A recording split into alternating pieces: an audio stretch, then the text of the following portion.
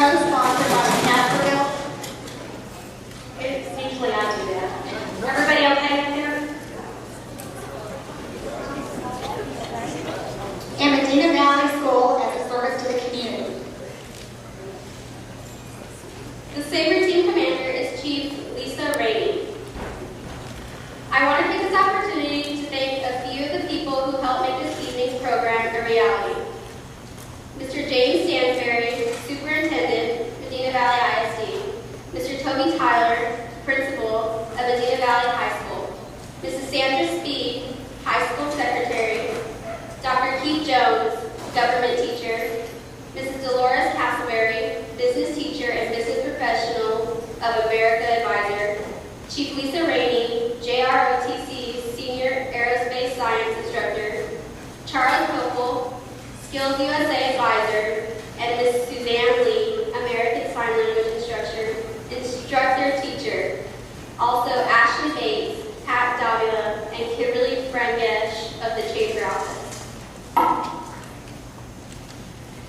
Special thanks to the high school custodian staff for setting everything up in record time, and also to Vicki Beck, Director of Food Services, for catering, the candidates reception, and refreshments that will be available at the conclusion.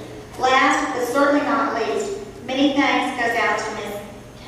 Caitlin Arredondo, a high school senior. She has served as a student organizer and will serve as my co-moderator for this event.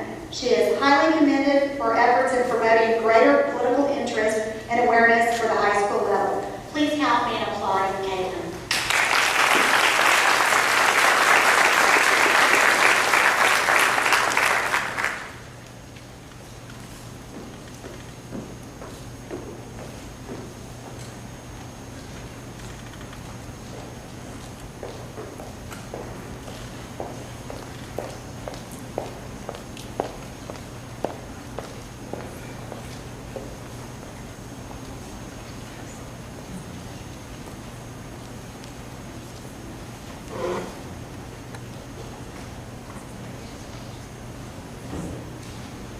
Please stand for the posting of the colors and remain standing for the national anthem. Pledges to the U.S. and Texas flags and the invocation. The color guard are all members of the Texas 2009 AFJROTC Cadet Operations Group, Medina Valley High School, under the direction of Chief Rainey. Ladies and gentlemen, please stand for the presentation of the colors and the playing of our national anthem. Our color guard for today is from the Texas 2009 Air Force Junior Reserve Officer Training Corps. The color guard commander of the United States flag bearer is Cadet Jody Davis. The Texas flag bearer is Cadet Lee Jackson. The United States flag guard is Cadet Virgilio Alvida, and the Texas flag guard is Cadet Andrew Pierce. The national anthem will be sung by Angela Hildenbrand, a Medina Valley senior. Oh, say, can you see by the dawn's early light what so proudly we hailed at the twilight's last gleaming, whose broad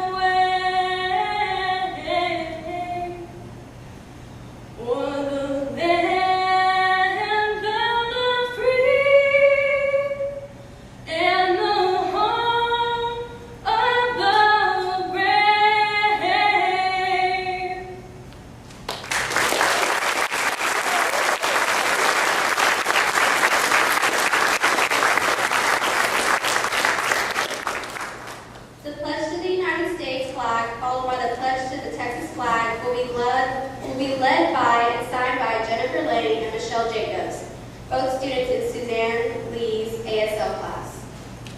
I pledge allegiance to the flag of the United States of America and to the republic for which it stands, one nation, under God, indivisible, with liberty and justice for all.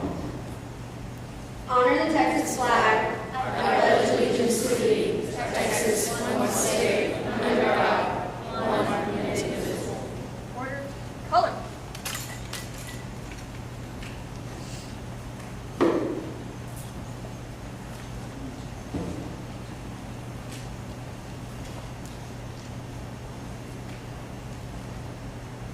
Mayor Robert Lee will lead us in the invocation.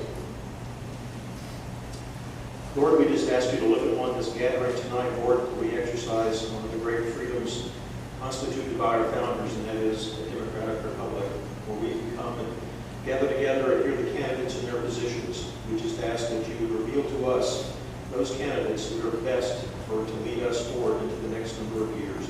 We just ask you to watch over us and guide us and lead us, and let us never forget our allegiance to you. We ask this in Jesus' name. Amen. Amen. Right. Peace. Forward. Heart.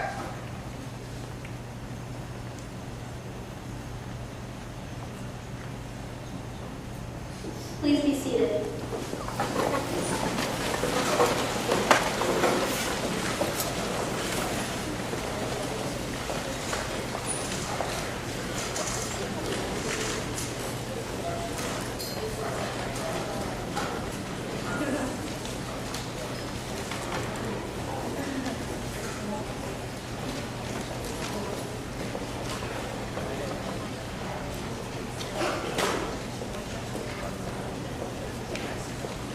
Invitations were sent out to all candidates on the ballot for whom contact information was available, either from the Secretary of State of Office, the Medina County Party Chair, and/or the Medina County Elections Office.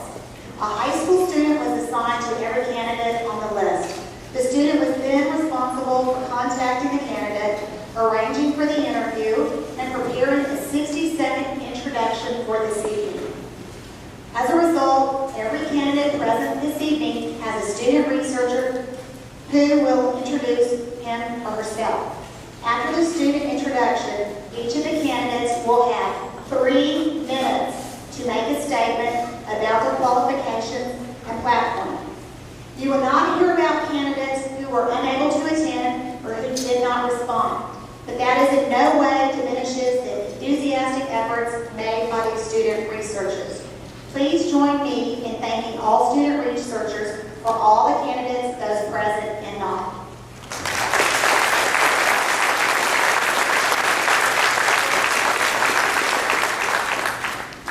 Now a few rules. A green card will be shown to signal that the candidate has 30 seconds left. A yellow card signals 15 seconds. A red card means 5 seconds left. If necessary, I will interrupt the speaker to enforce the rules. I will not want to, but in order to have time for questions at the end, I will have no choice. Throughout the evening, the audience is encouraged to submit questions. If you did not pick up a question card as you came in, you need only to signal one of the Skills USA kids in the red jackets stationed around the room.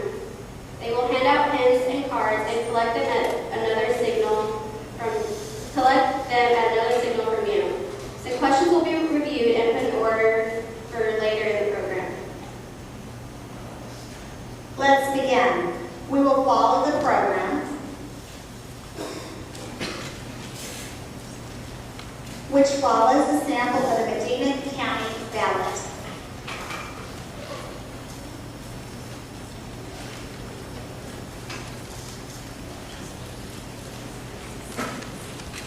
From the top, our first student researcher is Abigail Russell. She will introduce Francisco Canseco, Republican candidate for the office of U.S. Representative, District 23.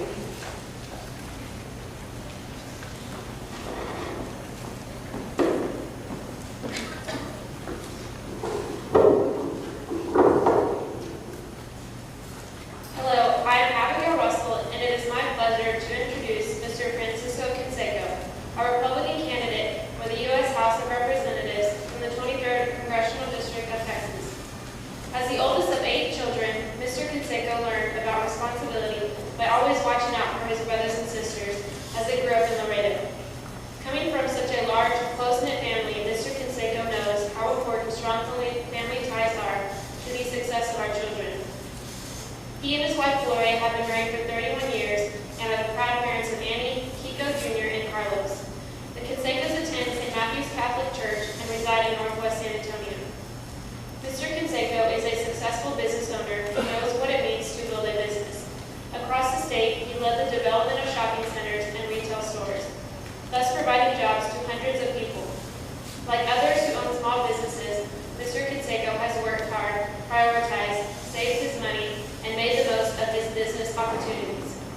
As a business person and a constitutional conservative, Mr. Canseco believes we need citizen legislators in elected office rather than career politicians. He has worked long and hard talking to his fellow citizens, helping candidates, and encouraging the Republican Party to more fully embrace the vision of our founding fathers when it comes to a limited federal government. He believes the massive growth of the federal government comes at the expense of our personal liberty, responsibilities to ourselves and families, and the ability of entrepreneurial Americans to create job opportunities through a free and open marketplace. Thank you for allowing me to introduce the candidate who knows that freedom is not free from the responsibilities of its cultivation.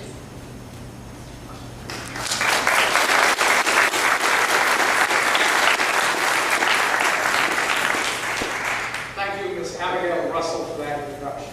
Appreciate it very much, and I wish you all the best in your future endeavors and your future studies. I want to thank the Castroville Area Chamber of Commerce as well as the Medina Valley High School for having this event here. It's a great opportunity and an informative opportunity for all of us in this also important election year. You know, over the past 22 months, Congress has enacted some of the most destructive legislation I've seen in my entire life. The policies have destroyed job creation, harmed small businesses, and are keeping families from finding work. Not to mention a health care bill that intrudes into our personal relationship with our physicians, and on top of that, severely damages our seniors in their health care with Medicare. Many of our Medicare doctors are leaving the practice of Medicare and leaving our seniors abandoned. This health care bill also poses an enormous burden on our families and on our jobs and on our businesses. What we need right now is we need jobs. And the way to get those jobs is we need to maintain a low tax rate, leave more of your hard-earned money in your family, with your families and with your businesses, and we need to roll back a lot of the government growth that has occurred over the last 24 months. We need to stop much of the government spending generated by growth. We need to pay down the national debt with the money that is saved from rolling back the growth of government and the money received from revenues generated from the lower tax rates.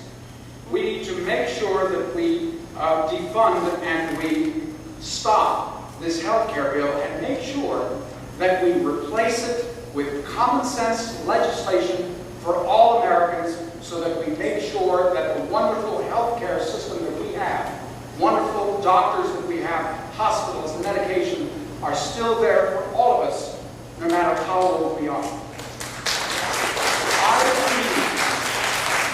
I believe, as my father, who is no longer with us, told me once, that if we have immortality in this mortal life, it is with our children. And therefore, I believe that what we need is more citizen legislators to make sure that the future for our children is guaranteed. And I want to go to Congress because I still believe that we can ensure for our children, our grandchildren, and our great-grandchildren that America's brightest days are in their future and that they will benefit from the common sense decisions that we make today. Thank you very much.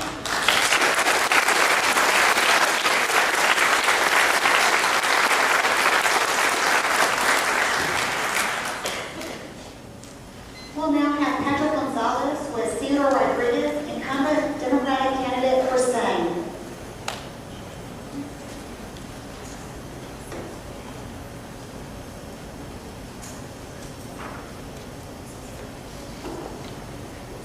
Good evening, ladies and gentlemen. My name is Patrick Gonzalez, and pleased to introduce Congressman C.O. Rodriguez.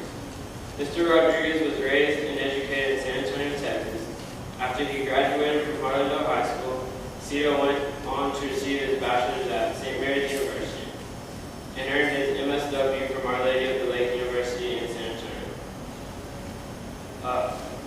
Congressman Rodriguez still remains a member of the Congressional Hispanic Caucus, where he serves as the chair of the Task Force on Agriculture and Rural Communities. While in the Texas House of Representatives, Representative Rodriguez grew from his experience as a social worker and educator to fight for improved high school graduation rate. As a state representative, he drafted the landmark Texas law guaranteeing acceptance for the top 10% of Texas high school graduates to any public four-year Texas university. Representative Rodriguez was also responsible for the development of the dual credit program, which allows high school students to earn college credit for advanced courses. Congressman C.O. Rodriguez has a beautiful wife, Carolina Pena, and they have been married for over 35 years. C.O. has a very wise, well-known daughter, Sochi, who receives her bachelor's degree from Rice University and a law degree from the University of Texas. Congressman C.O. Rodriguez is a firm, wise believer in the importance and power of education. Enjoy the rest of your night, and thank you for your time.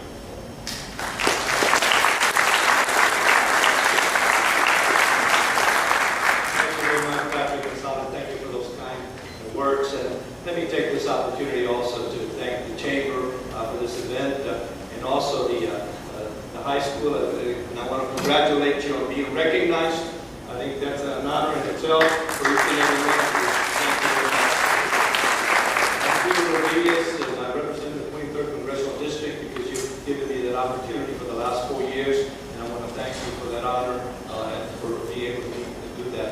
This district is one of the most beautiful in the nation. It stretches from San Antonio all the way to El Paso to the border, 780 miles to the border. And it's a beautiful district that is extremely diverse, from the winter garden area to the sheeping goat industry, to the border area, to the wine industry, to the gas and oil industry, to the San Antonio and urban areas. As a representative, I work hard to make sure, and one of the issues that I think is extremely important is to make sure that we're accessible. And one of the areas that I feel really strongly is the fact that I've been accessible to my constituents. I've made sure that I have reached out to every county. I go out to every county quarterly. I make sure my staff is out there at least monthly to each of the areas. From being responsible with the taxpayers' dollars, I'll make sure that when it came to voting on the bailout of Wall Street, I voted no. When it came to the bailout of the automobile industry, I voted no. When it came in terms of looking at the debt, I voted to make sure that we passed PAYGO and that we stay with PAYGO. And PAYGO basically says that whatever we do, we got to pay for. And by the way, that was in effect under the first Bush and under 8 years of Clinton, and it was allowed to expire in 2003. And so I wanted to also indicate to you how important it is for us to continue. And I want to thank our veterans, and I've worked hard in that specific area. The veterans have been there for us when we needed them. We need to be there for them. I have been really pleased to be a co-author and also coordinate the efforts on our veterans for the GI Bill.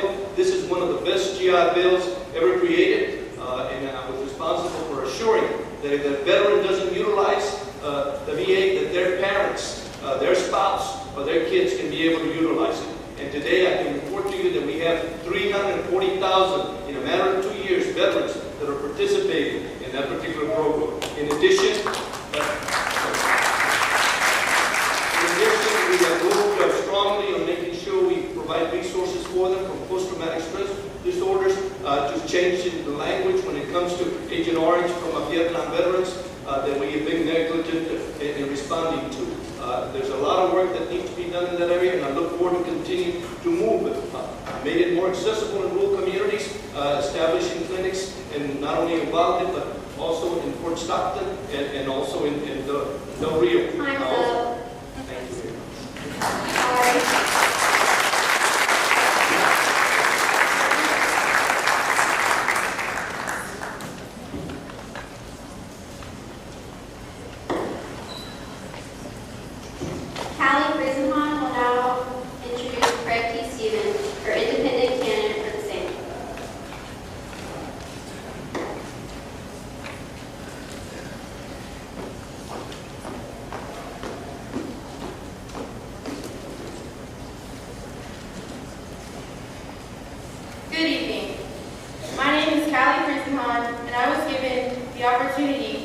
speak about Mr. Craig Stevens.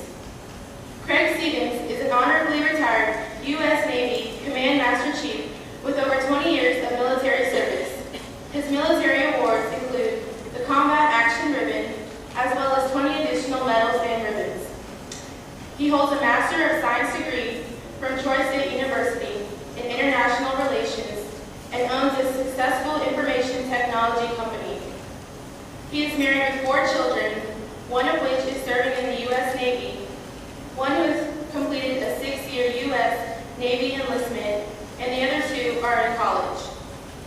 Mr. Stevens is running as an independent candidate in the 23rd Congressional District and will do what needs to be done to make America stronger and safer.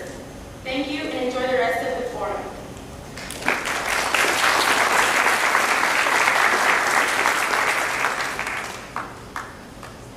Thanks, Cal. My name is Craig Stevens. I'm the independent candidate for the U.S. 23rd, Texas 23rd. I'm going to make a prediction right now, and you're going to look back over history, and you're going to know instantly that I'm right. We're in debt. We're in debt for our eyeballs. And Republicans are going to tell you it's the Democrats, and the Democrats are going to tell you it's the Republicans. It's both of them. There's no way around it. You think that we're going to change things by changing parties. The Democrats are upsetting us, so let's vote in a Republican. Then the Republicans upset us, so let's vote in a Democrat. Where does it end? We're spiraling down. We need to stop this. We need somebody that can stand up in Congress that doesn't have to answer to a party, but will answer directly to the voter. There is just too much protection from the party for these people that we've elected. They're not doing what they're supposed to do. They're not doing what they say they're going to do. They blame the party if it doesn't get done. What is the party that protects them? I think that you should reap the rewards for every hour that you work. If you're working and you're doing what you're supposed to do, if you're taking care of your family, if you're obeying the laws, if you are being a good citizen, why isn't there a bailout for you? There was a bailout for the people that did what they knew was wrong, and the government saved them. Well, there's thousands and thousands of people losing their houses in this nation. There's thousands losing their houses right here in Texas. We need smaller government, and the Republicans are screaming for let's have smaller government, let's have smaller government. The greatest single broken government was under a Republican president. I believe in a fair tax. Taxes are out of control, and what they're doing with our taxes is not beneficial to us. I have a website, www.letsfixcongress.com.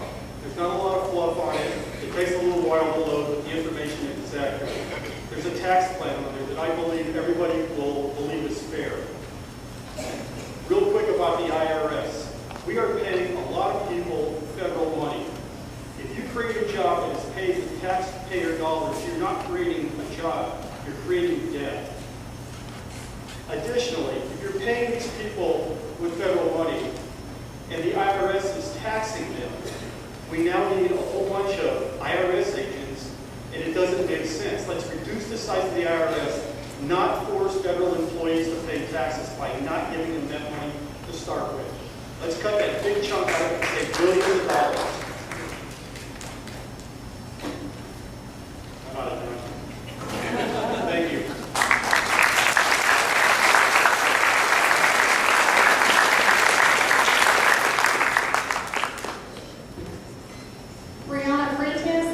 With Kathy Glass, Libertarian candidate for the office of governor.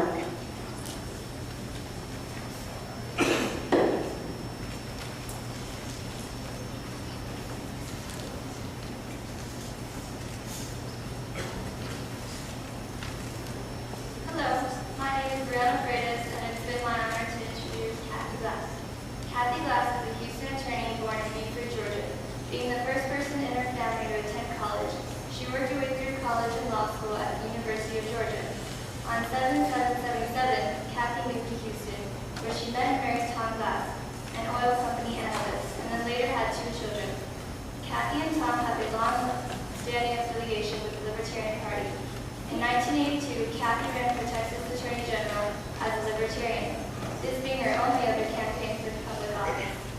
She worked in the Republican Party delegate to the State Republican Convention in 2008. Kathy is a strong advocate of limited constitutional government. She is running for governor to restore Texas' 10th Amendment sovereignty, to secure the border, and to protect our liberty and economy. Thank you for your patience and time.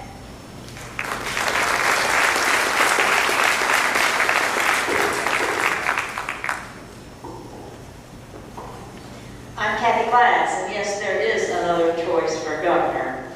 If you didn't know about me before tonight, well, that's not your fault. It's not really my fault, but it is my problem, the one I'm trying to fix in any way I can. I'm running for governor because we're in a battle for America, and it's as serious a battle as the one in which my uncle gave his life during the Normandy invasion. And this threat is coming to us from two sources, from two directions. From the south, due to our unsecure border, and from the east, Washington, D.C., due to an avalanche of unconstitutional federal acts.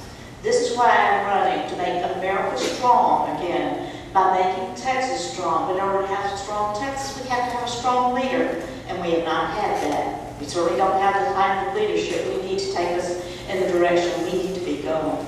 My platform has 4 basic points. I'll go through them quickly, but you're going to have to go to my website to get the details. 1, secure the Texas border using our own Texas State Guard. Not the National Guard that can be nationalized, but the State Guard that's under the total control of the governor. This could have been done years ago. It hasn't, and it won't unless we get a new governor. Now, under the Constitution, our Texas Constitution, one of the most serious responsibilities the governor has is to be commander-in-chief of our Texas military, which consists of the State Guard, the National Guard, and the Air National Guard.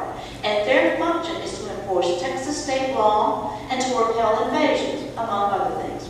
That's what we need to get our guard up to, and get them down in the water to secure the border, to protect the private property rights, and enforce the laws against trespass and other things, because that violence we've seen in recent days has ratcheted up. It's gotten into a different level now, and it's going to get even more serious still until we take serious measures to defend ourselves. And we should defend that border for many reasons: a sovereignty issue, a security issue, a safety issue, and a financial issue. 25% of our $180 billion budget goes to pay services for non-citizens. Number 2, restore Texas sovereignty. I'm talking about our 10th Amendment sovereignty, our constitutional framework of federalism, by pushing back on these unconstitutional federal acts like Obamacare. So one of many, using the best tool available, nullification.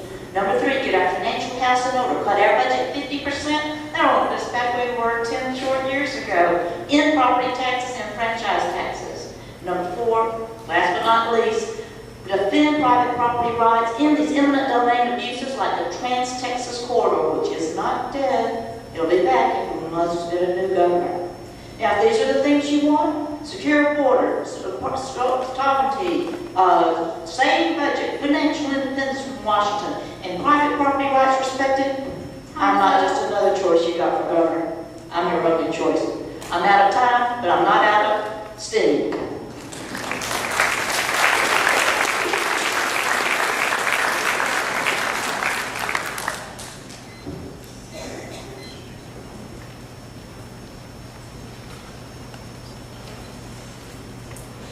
Lauren Zook was Deb Shafto, running for Green Party candidate for the state.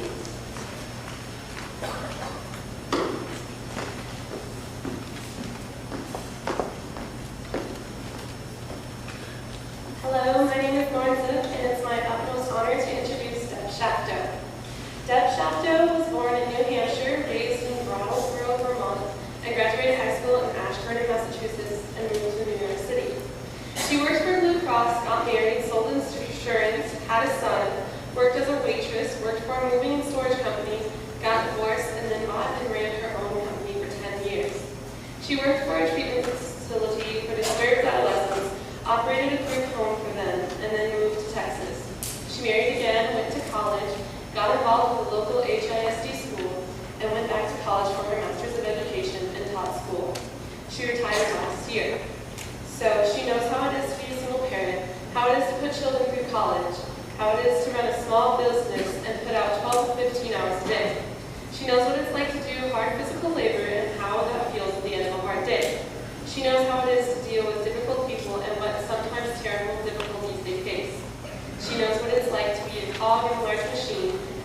like to have the buck stop at her desk, to be the one responsible for what happens next. She also knows what teaching is: demanding, rewarding, critically important, grossly underpaid, and overregulated by those whose knowledge is limited to their own experience when they went to school. Thank you for allowing me the time to introduce Mrs. Deb Shopko.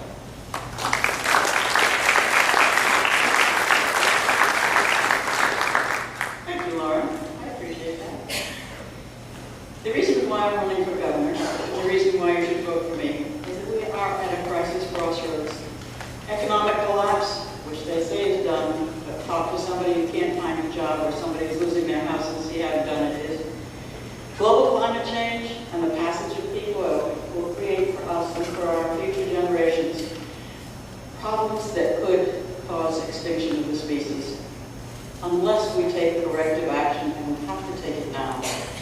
We've always assumed that people at the top were smart. Well, they are smart, but they don't seem to know what they're doing. You can look at the crisis that our nation is in today and where it was, say, 20 years ago, and see where all those smart people have done with this nation. The financial chaos and catastrophe was brought on by the deceit of the bankers under watchful eye of examiners who came from the industry, served their time in government, and went back to the industry. That bailout was paid for by our tax money as recommended by the President's advisors, most of whom will go back to the banks they were bailing out when their rotation in government was over. We need to put a stop to that.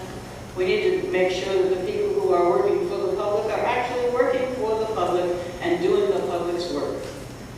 We're still in the midst of a precarious situation. As the country, the President has followed these advice of these people who work for and collaborated with the perpetrators of this collapse. Their advice is always the same: deregulate, cut the taxes on the rich, cut spending on social issues. It's time for us to change the way we look at things and take a different approach altogether. Now, in this state, we have one of the most regressive tax situations that there is. The rich pay 3% of their income. The poor pay 12%.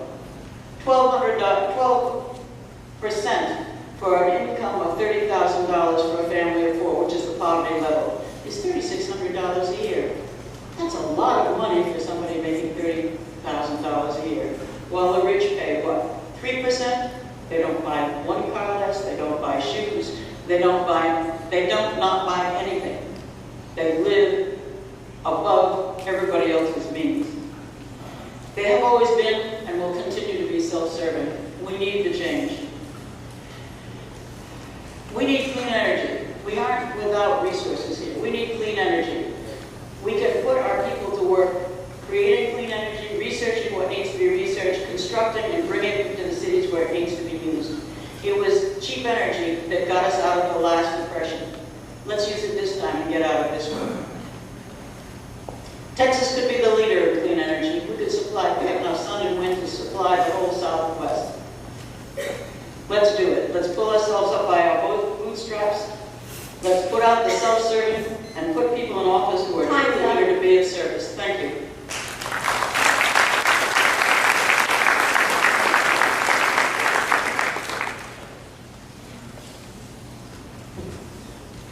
We have Sidney Shearhart with Earth and Solace, the Green Party candidate for the office of Lieutenant Governor.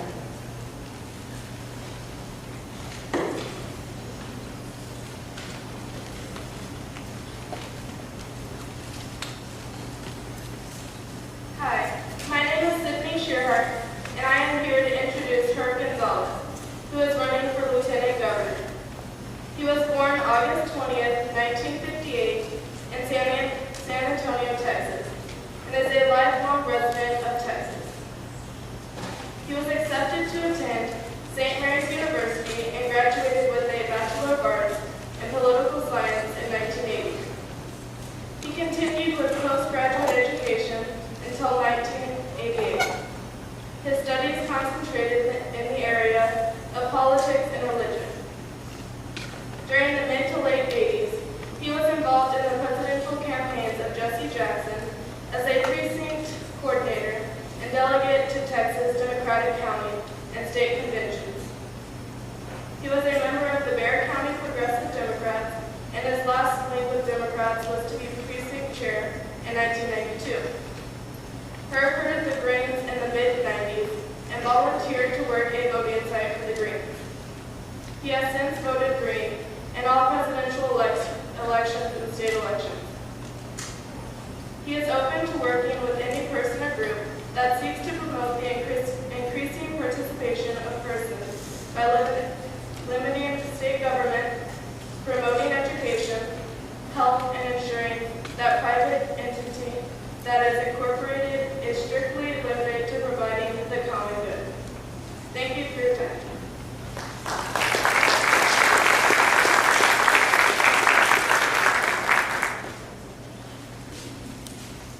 Thanks for the introduction. You did a great job. I'm her, it's not her. You know, I don't have any her. I'm her. Besides, I may not be my father or junior. I'm a lifelong resident of San Antonio. During that time, she didn't mention my background and job. I was going to St. Mary's University and I had the opportunity to work with children in a psychiatric hospital setting at the San Antonio Children's Center. While I was there, I eventually worked 3 years there with children that were severely emotionally disturbed, and it changed my life because my plans were to go on to law school and to become an attorney. Well, that got changed, and I instead have worked with children for the last 25 years. I have been a case manager for individuals who are duly diagnosed with mental illness and mentally retarded. I have worked as a juvenile probation officer. I worked 7 years as a juvenile probation officer in Bear County.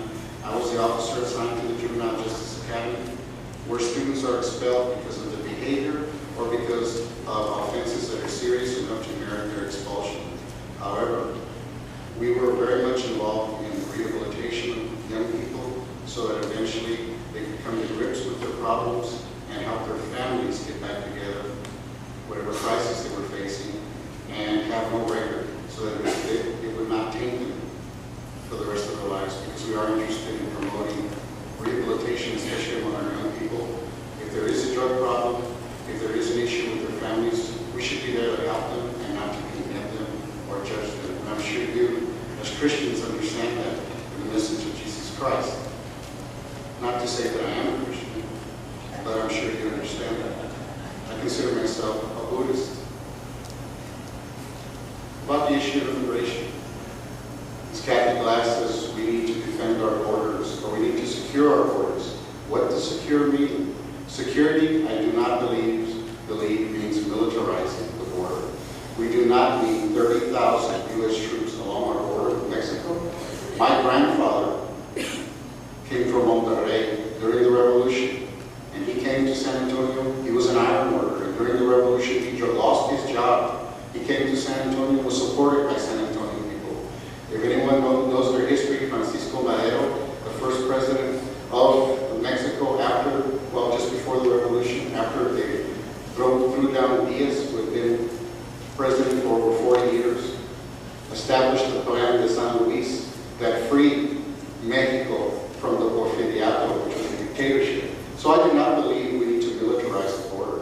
What I do believe is that we need to look at immigrants. We need to be safe and secure, but we don't need to demonize anyone. We in the Green Party believe in ecological justice. We believe in social justice. We believe in grassroots democracy, and we believe in nonviolence. Now, if we're going to live those credos, it's not easy. But I do ask for your support for your vote as a Green Party. Thank you very much.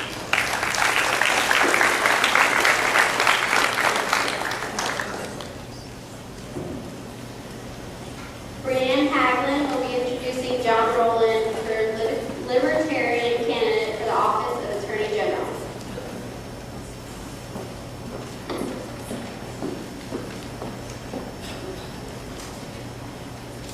Hello, my name is Brianne Haglund, and I have the pleasure of introducing Jon Roland, the Libertarian nominee for the Texas Attorney General. Jon Roland grew up in the town of Seguin, Texas, where he graduated as a high-ranking male student. He attended the University of Chicago, received a Bachelor of Science degree in mathematics. Then he served as Air Traffic Control Officer in the United States Air Force, until receiving honorable discharge in 1970.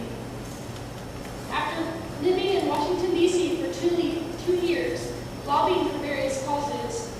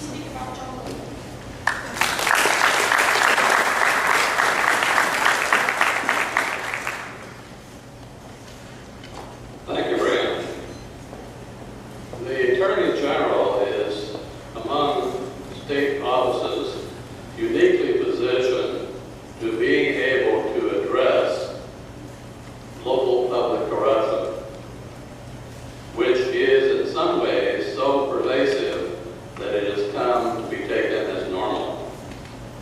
Yet local government is the incubator for public officials who then move to state and national levels.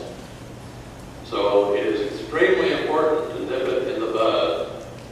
And the way to do that, and what the Attorney General can do, is to open grand juries, which are now largely under the control of local district attorneys, to complaints from private citizens about such things as local public corruption. And if the local DA is not willing to follow through on it, to appoint a special prosecutor to do so. My website, jonroland.org, is the place to go for more information about this. You will also find there another one of my proposals that is currently gaining a lot of traction, which is to institute a statewide grand jury called the Federal Action Nullification Commission, which would be empowered to hear citizen complaints about usurpations of the U.S. Constitution. And if it found that a usurpation had occurred, to issue a finding that would trigger statewide defiance of that federal action. All state employees and contractors would be required to not cooperate with that federal action, and private citizens would be encouraged to do so. That would create a massive statewide civil disobedience to violations of the federal Constitution.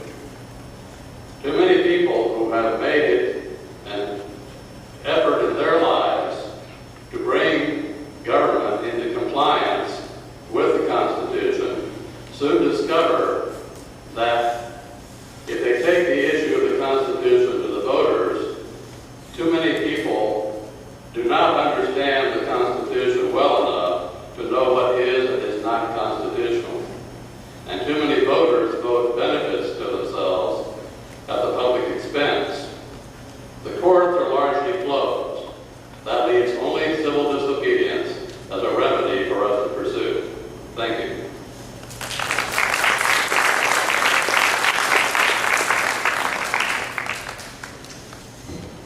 Hannah Garza with Michael Soto, Democratic candidate for State Board of Education, place 3.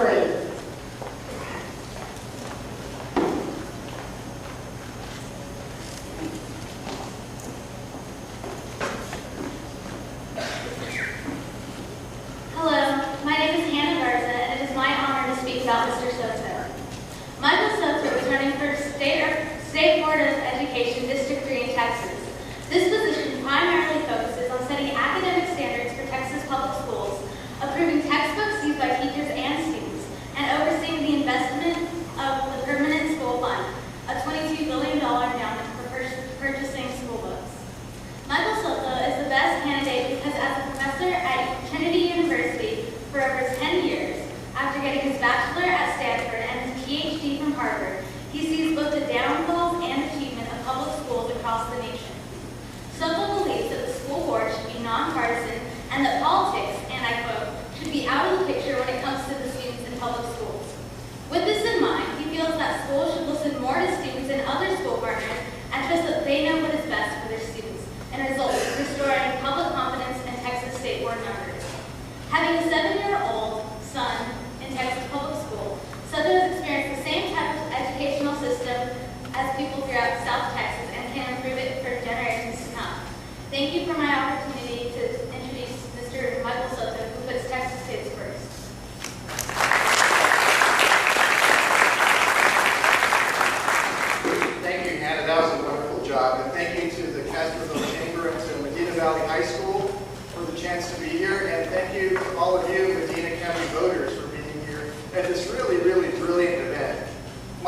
Michael Soto, and I am the candidate for the State Board of Education in District 3, which runs from Medina and Bexar counties in the north down to Hidalgo County in the south.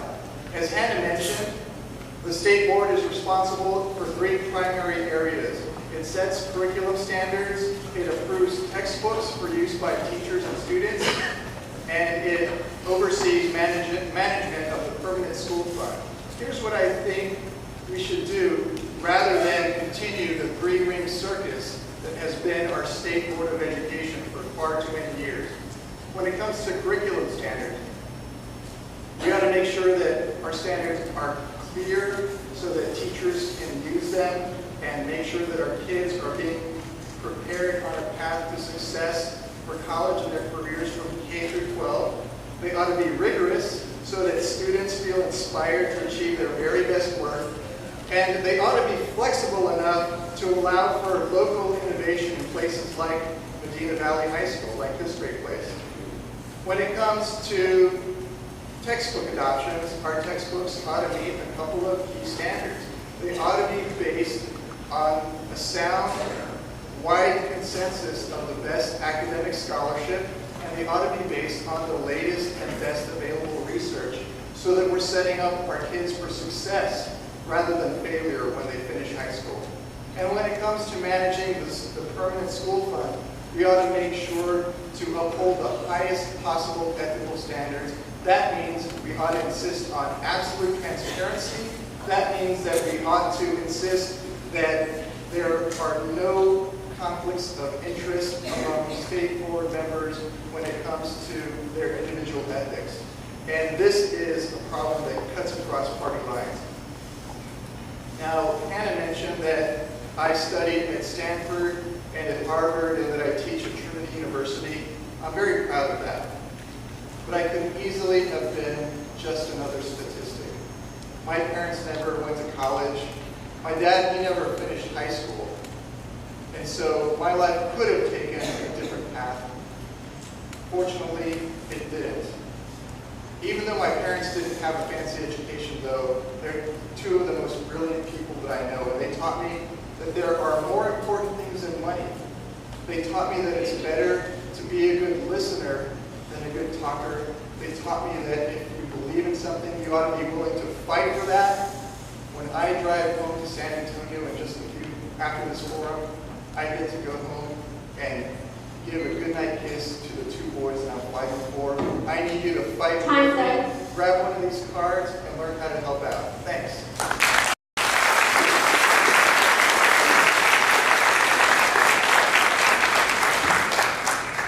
Next, we have Trenton Warwas for Dick Bowen, Republican candidate for State Senator, District 19.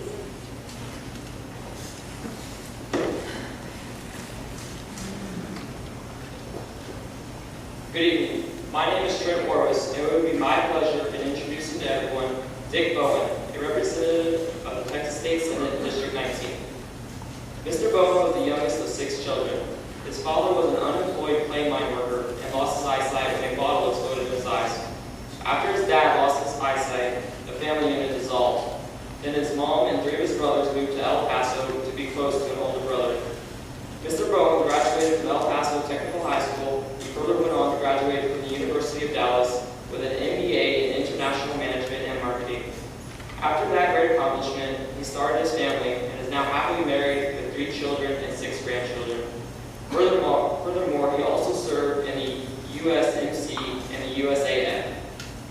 Mr. Bowen was a small business owner for the last 29 years, which means he knows how to earn a dollar. He has been a Lutheran all his life and is currently a member of the San Pablo Lutheran Church. Thank you for allowing me the opportunity to speak about a man of the people, a voice for the people, Mr. Dick Bowen.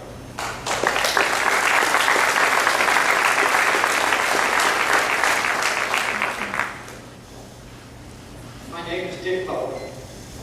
I'm the Republican candidate for the State Senate, District 19.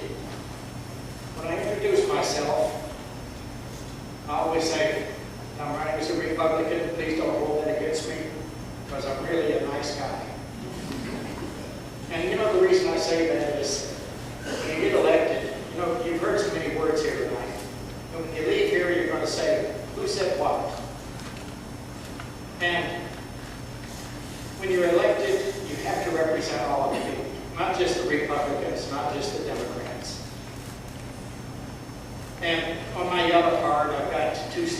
sayings, and I really mean those. It's a man of the people, a voice for the people. Un hombre de la gente, una voz para la gente. That means that you speak for everyone. And you know, in my webpage, and incidentally, I'd like to say, forget everything that everybody said when we leave here tonight. If you really want to know what I stand for and who I am, my webpage, you don't need to put all the wwws and all the other stuff. Just put Dick Bowen. We get so many hits, it comes right on top of the page. Open it up and see what I think and what I believe that we should do. I've always said that a bad Republican bill is just as bad as a bad Democratic bill. And a good Democratic bill, although rare, is worthy of bipartisan support. But I believe that. And I would appreciate your vote on November 2nd. And believe me, if I get elected, this is not the last time you'll see me. I will be back. Thank you very much.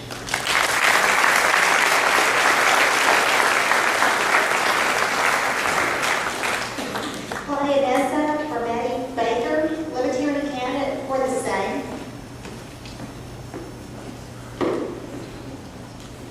Good evening, everyone. My name is Claudia Mesa. It is my pleasure to introduce our next candidate from the Libertarian Party for Texas Senator District 19, Ms. Annette A. Baker. She and her husband, Jen Patrick Baker, reside in Dryden, Texas. She is a mother of 3, Amanda the oldest. Her second daughter, who is attending college, and her son, John, who will be attending college this January. Ms. Baker earned a Bachelor of Science in Healthcare Administration with an addition of a Master's degree of Science in Healthcare and Human Resources with a minor in Health Research. She is a distinguished U.S. Army veteran and is an active member of Oaths Keepers, whose motto is, "Not on our watch." Ms. Baker also advocates the U.S. and Texas Constitution. By obtaining a position as Texas Senator, her mission will be to abolish all unconstitutional laws and programs, that being the most important issue. She strongly believes in preserving the U.S. Constitution. Her political experience is being a former United States House Representative, District 16 candidate in 2008. Now, without further ado, ladies and gentlemen, Annette Baker.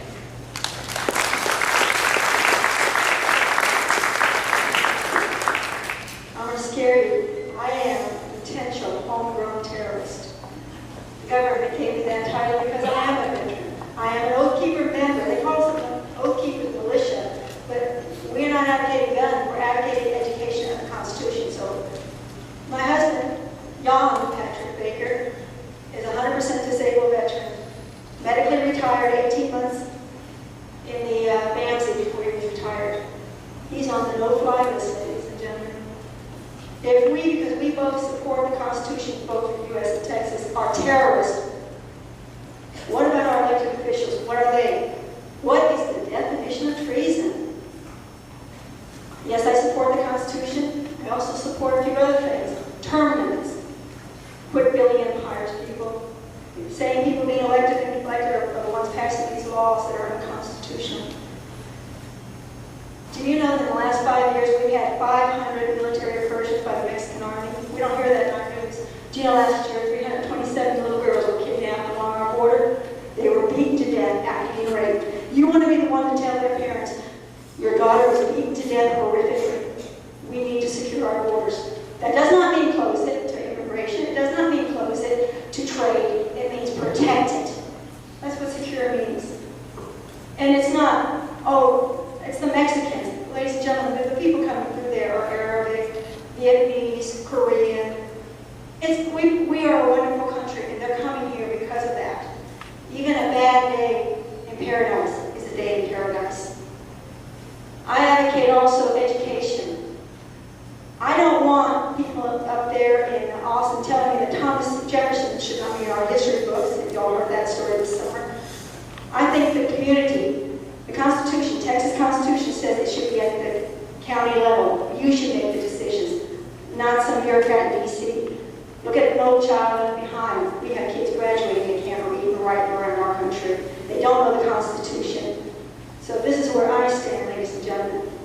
King Solomon said there's nothing new under the sun, and he's right. Do you remember 16 years ago, the Republican Party came out with a new contract with America? They lied then. They promised to lower taxes and prices, and they will outspend the Democrats. Ladies and gentlemen, the Democrats in the 1920s accepted the platform of the Socialist Party. So when I call a Democrat a socialist, that's because Woodrow Wilson got them to accept it, and it's not disrespect, it's a fact. Okay, I know my time's running out, but we've seen a Democratic government, we've seen a Republican government. How about a Libertarian government? Wouldn't you like to see what somebody who believes in the Constitution says? Thank you. My name is Meta Ann Baker. Thank you.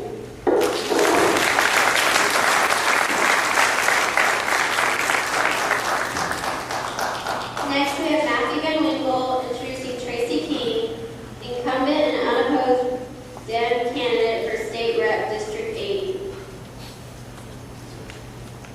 Good evening. My name is Matthew Van Winkle, and it's my pleasure to introduce you to Tracy King.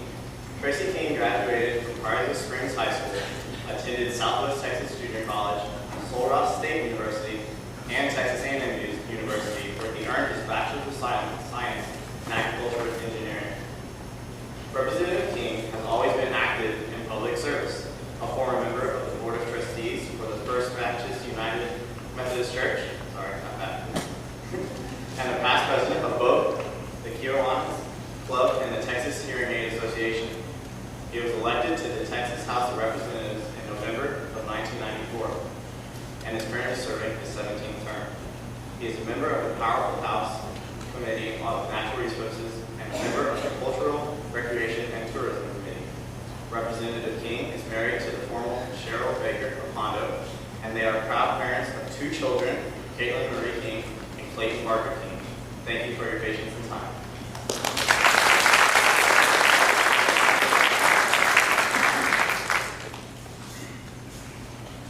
Thank you, Matthew.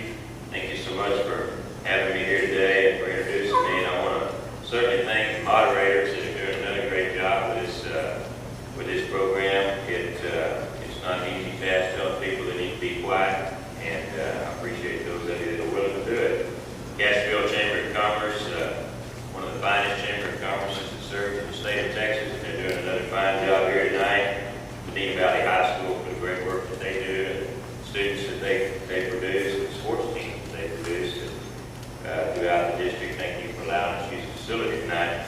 I'm the state representative for District 80, which includes 7 counties in southwest Texas, and Medina County, and on the east end you have Medina County, Frio County, and LaSalle County, and in the middle you have Zavala and Nevin counties, and on the west end you have Maverick and Kinney counties. It's one of the larger legislative districts in the Texas House of Representatives. There's 150 House members in total and 150 House districts. Texas House of Representatives meets for 140 days every 2 years. That's in the state constitution. Inevitably, after we get through with this, somebody will come up to me and tell me that we need a constitutional amendment where they meet for 2 days every 140 years. And if I had a nickel for every time I heard that, so I'm trying to preempt that comment here. The next legislative session is going to be in January.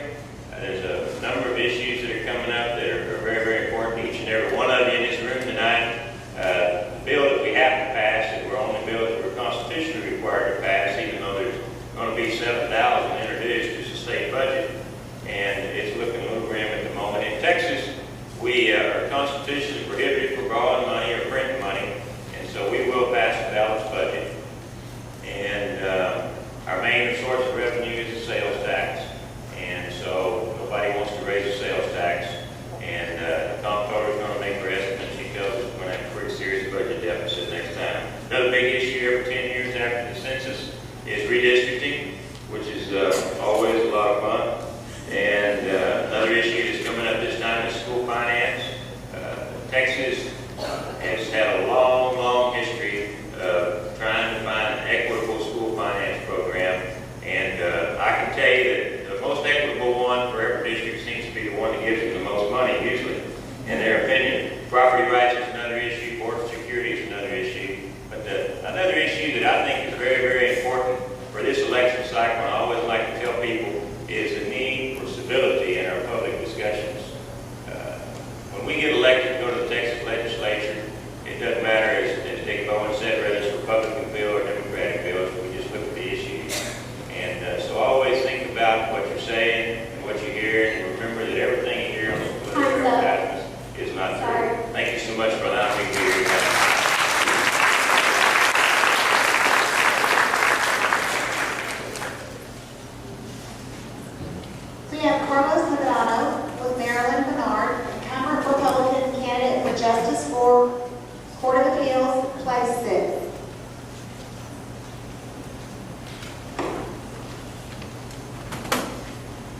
Good evening. My name is Carlos Brana, and it is my pleasure to introduce Maria Lynn Bernard, our Republican candidate for the 4th Court of Appeals. In 1983, Justice Bernard graduated from Texas A&M University of Commerce, receiving a Bachelor's of Science, Political Science, and English degree. Justice Barnard received her JD from St. Mary's University Law School in 1992. One saying Justice Barnard feels is important to share is that you do not have to have financial stability in order to get a good education. You just have to strive to get it. As was the case with her husband and herself. Prior to receiving her law degree from St. Mary's, Justice Barnard worked as a teacher and taught English at MacArthur High School and Lackland Air Force Base High School. And she also worked as a social worker. Justice Barnard worked with Mr. Orlando Garcia for the 4th Court of Appeals. Justice Barnard has been experienced in any type of law that you can imagine. She's also backed by Nelson Wolf, SAPD, and the San Antonio Fire Department. Justice Barnard has also worked for numerous judges in both the Republican and the Democratic parties.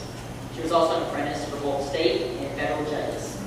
Maria Lynn Barnard feels that she is the best candidate for the 4th Court of Appeals because she has the most experience, the most diverse background in life and in law. Overall, she's a patient and respectful person to everyone she meets. So thank you everyone for allowing me this time to introduce Republican candidate for the 4th Court of Appeals, Justice Maria Lynn Barnard.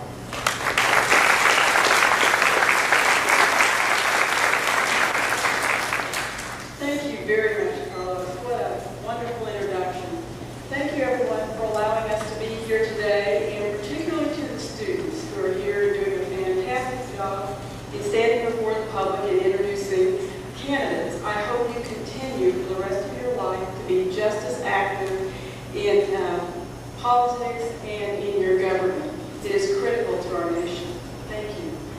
I am Maria Lynn Bernard. I'm a justice on the 4th Court of Appeals. I've been there a little over 2 years. And the 4th Court of Appeals, I'll tell you quickly a little bit about it. It handles all civil and criminal appeals in 32 counties. That is, it goes from San Antonio, Guadalupe County, all the way down through Wilson, Duval County, Brooks, Jim Wells, Starr County, Webb County, Valverde County, Maverick County, all the way up to Uvalde, up to the Hill Country, to Sutton, Menard, Gillespie, Kerr, Kendall, you name it, and back to Bear County. It's a big area. We handle every appeal, civil and criminal, except for death penalty cases. That is a very, very important job. It is critical because our Constitution, Texas and the United States Constitution, it is critical to uphold and to maintain the importance of our Constitution. And we have 3 branches of government. We have obviously the executive and the legislative, which we've heard from tonight. But the judicial branch, often you do not hear from the judges. That's because we are fair, and should be, fair and impartial. We do not legislate from the bench, and we apply the law. We must be very experienced. I have been a trial attorney, an appellate attorney, a multi-district litigation attorney, both in state and federal court, handling both civil and criminal cases. And it is critical in this court to have that broad and diverse of an experience. I ask for your support. Before I go, I would like to also tell you a little bit about my personal life. I am married to my high school sweetheart. We've been married 38 years. We have 2 children. Thank you. Our daughter flies C-5s out of Lackland. She's an Air Force Reserve pilot. I'm a military brat myself. Our son and son-in-law work in the financial area and options and futures. I know very little about that. And we have 2 beautiful grandsons. I believe that those experiences, not only personal experiences as a family member, a mother, and a grandmother, and a wife, as well as being a teacher, a social worker, and an attorney with great diversity in background, as well as a judge having written over 200 opinions, makes me the most qualified. And I ask for your vote and support. I have materials in the background. I hope you will take those with you. Thank you, and God bless you.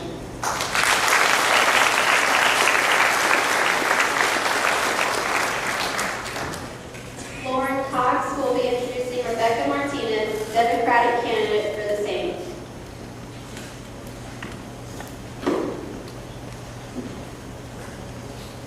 Hello, my name is Lauren Cox, and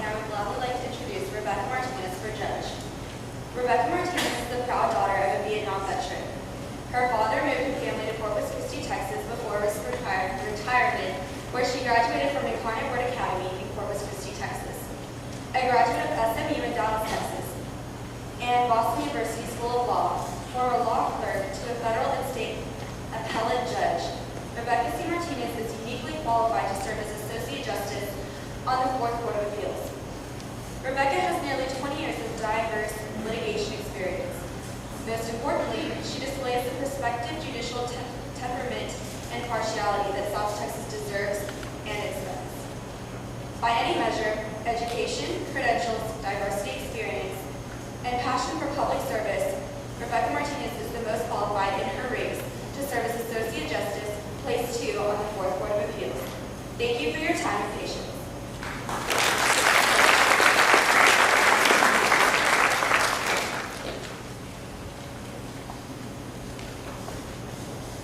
Good evening, everyone. I am Rebecca Martinez. I am the Democratic nominee for the Fourth Court of Appeals. I have to stand behind this podium. You will not see me at all. This is the third time I've been asked to run, and the first time that I've said yes.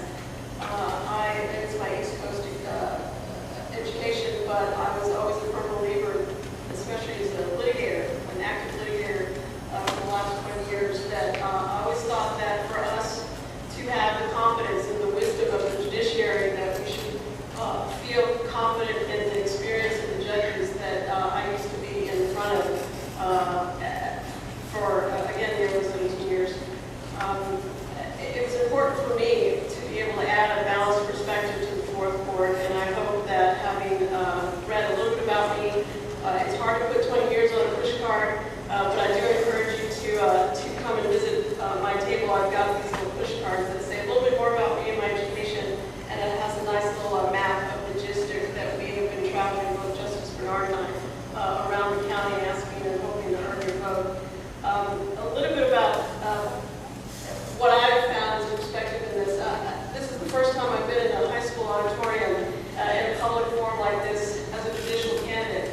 I am so impressed that these high school students at the chamber have put this. I can tell you in the 32 counties that I've been campaigning in, this is the first time that I've seen a crowd like this, and that I've been standing behind these intelligent and better dressed than I students and there's more people in this cafeteria than there were in my entire high school class. As Ms. Cox indicated, I am a military brat. My father's a Vietnam veteran. I grew up in military bases all over the country. And after his retirement, after he finally got off the destroyer that he'd been on for 25 years, brought us to Corpus Christi, where I graduated from high school there. I was fortunate.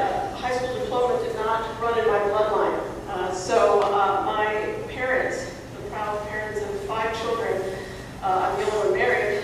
They're not blessed with grandchildren, but they are blessed and proud to be able to say that all of their children are educated. And I think that this audience really needs to be applauded for, I know there are parents out there, I know there are grandparents out there, and really to applaud the support that I see, that I hope that each and every, and another thing is, there are more women before you than there are men. There are 5 women here, 6 up here, and I hope this is the reflection of the future, and it's because of you parents that that's going to happen. Thank you so much.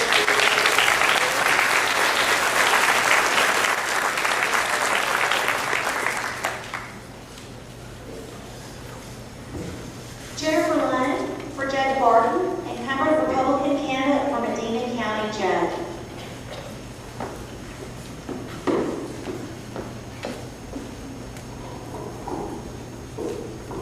Good evening, everyone. I'm Jennifer Lang, a senior here at Medina Valley High School. It is my pleasure to introduce to you tonight Judge Jim Barton. Judge Barton is a longtime resident of Medina County, starting his life in Hondo, Texas. Through the University of Texas, he received a degree in business administration and law. He has been happily married to Vivi Lee for 52 years and has 4 grown children. He also is a proud grandfather of 7, including 8-month-old triplets. He has served as mayor of the city of Hondo for 7.5 years before being elected as Medina County Judge. For 30 years, Judge Barton has practiced in private and corporate law. He has also served his community as a member of and chairman for the Medina County Juvenile Court and the Alamo Area Rural Family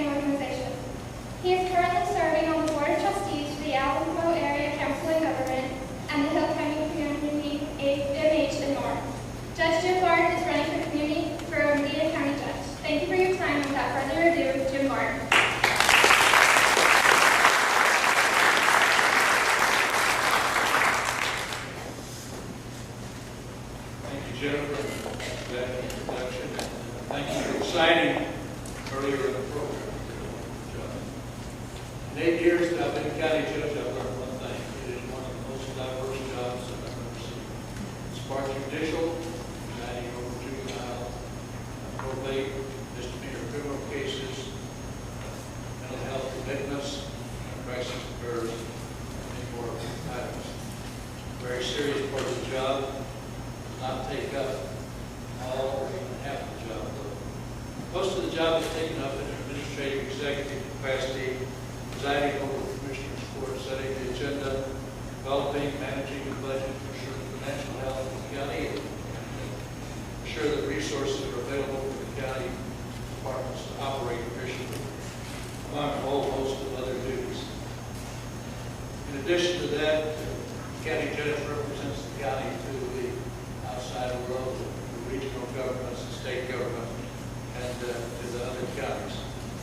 And then there's always the miscellaneous part, which seems to take up most of the job. The county judge is sort of the default elected county official. Whenever they can't think of any other place to go to, the county judge. So it has been a diverse and enjoyable job, and I've enjoyed every one of it. The state of our county, Medina County, is good. We are financially strong and healthy. We have strong reserves for the deficit of 2003 when I came into office. Deficit minus figure. Now approximately $8 million in reserve. We are healthy. Our standard poor credit rating, which we just received last week, reflects that. We've gone from a VA, which was weak 8 years ago, to a very strong AA minus this year. We have reduced tax rates by over 9 cents per $100 valuation in the last 4 years. Our tax rate currently is 3.5 cents lower than it was when I came into office in 2003. And during that time, we've paid cash for a number of things, a number of large projects, restoring the historic jail to useful offices that have fallen into great disrepair and disuse. We've purchased property for constructed annex with cash. We needed courtrooms, we needed office space, and we're prepared for that. We've purchased and we're currently renovating property in Divine, consolidate our offices, provide new courtrooms. We're continually upgrading technology, equipping people to do their job, expanding our services, meanwhile treating our employees fairly. The two other items I want to talk about, I hope I'll get some questions maybe. One is the nutrition program, and the other is the capital projects, about which there's much discussion in the county. So I look forward to your questions. Thank you very much.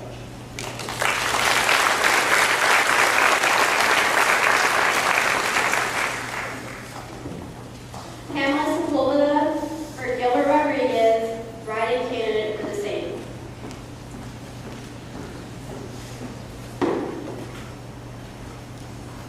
Hello, my name is Pamela Sepulveda, and I have been honored to introduce Mr. Gilbert Rodriguez. Gilbert Rodriguez is the former sheriff of Medina County and works diligently for the county where he was born and raised.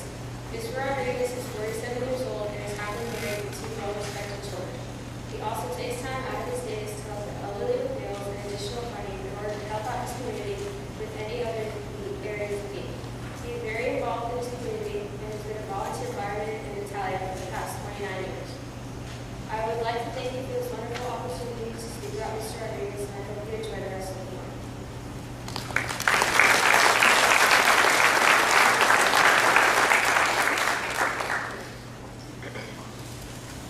Good evening, everyone. Again, my name is Gilbert Rodriguez, and you're probably wondering why my name's not on the ballot. Because I'm the first one to say, back in March, I wasn't even considering running for county judge. In August, mid-August, I was approached and contacted by several voters from Medina County, in person and telephone, requesting that I run as county judge.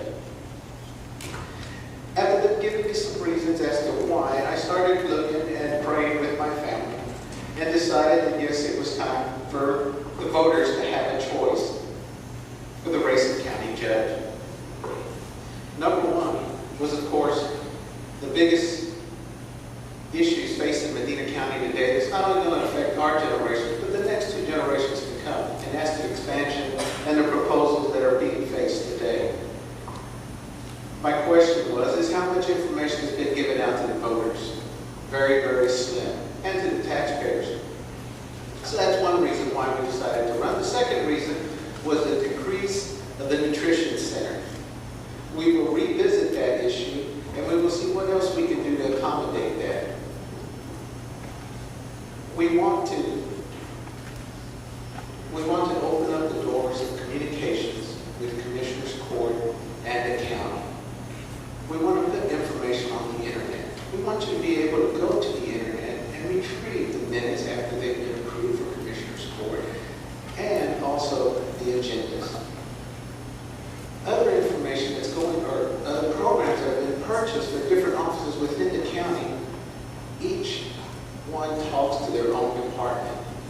Nothing is being integrated where they talk back and forth. There was a big purchase for computer program software for one office that doesn't communicate with the other offices. So we have to reinvent the wheel every time we buy different programs. Why can't we uniform, come together, and focus on one purpose, and that's to integrate and be able to communicate back and forth.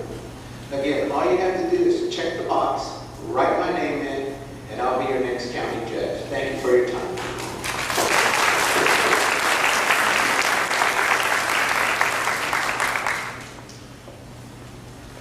Brooke Petty for Cindy Fowler, unopposed Republican candidate for district clerk.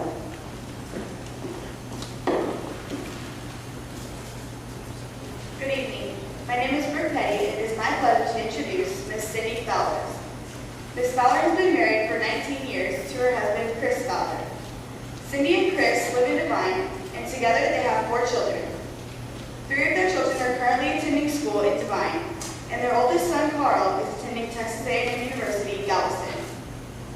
Ms. Fowler is running on the Medina County ballot for district clerk.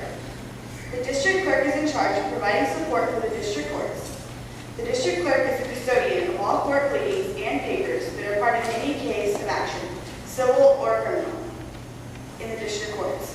The district clerk is also responsible for indexing and securing court records, collecting filing fees, handling funds held in litigation, and awarding money to minors. Ms. Fowler has worked in the district clerk's office for 12 years. For the past 5 years, she has held the position of chief deputy, working alongside the district clerk. Thank you for letting me introduce Ms. Cindy Fowler.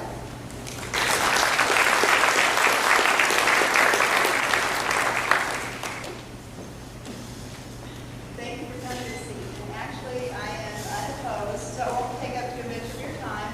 I just wanted to thank everybody for supporting me, and I really appreciate you letting me serve you as your next district clerk. Thank you.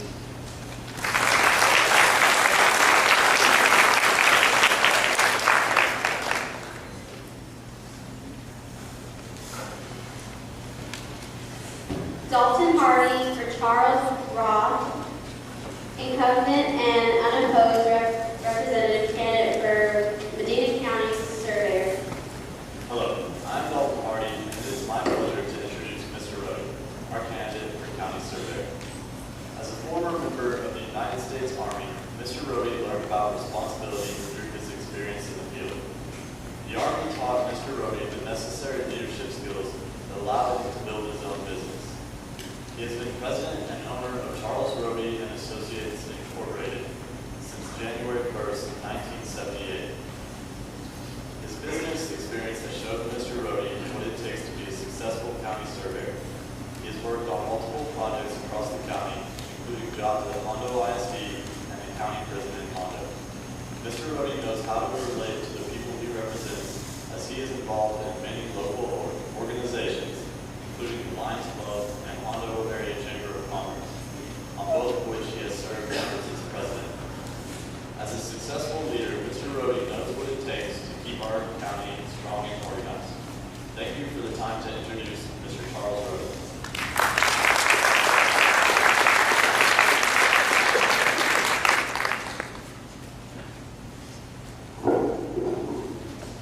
As you heard, I am unopposed, running for county surveyor. I've been county surveyor for 3 terms. This is my 4th term coming up.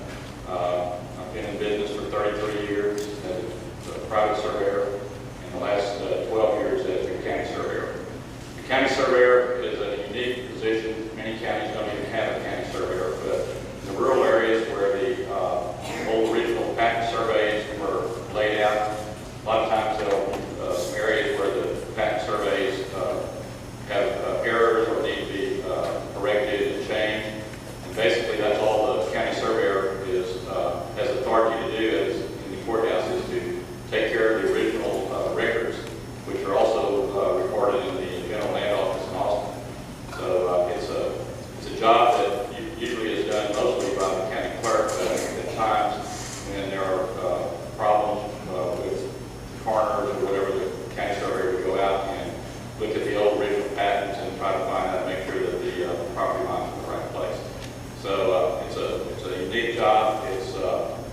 job that doesn't take a whole lot of time, and I don't get paid for it anyway, so it's a position more than a job. So, but I really do thank you for supporting me as a county surveyor and voting for me.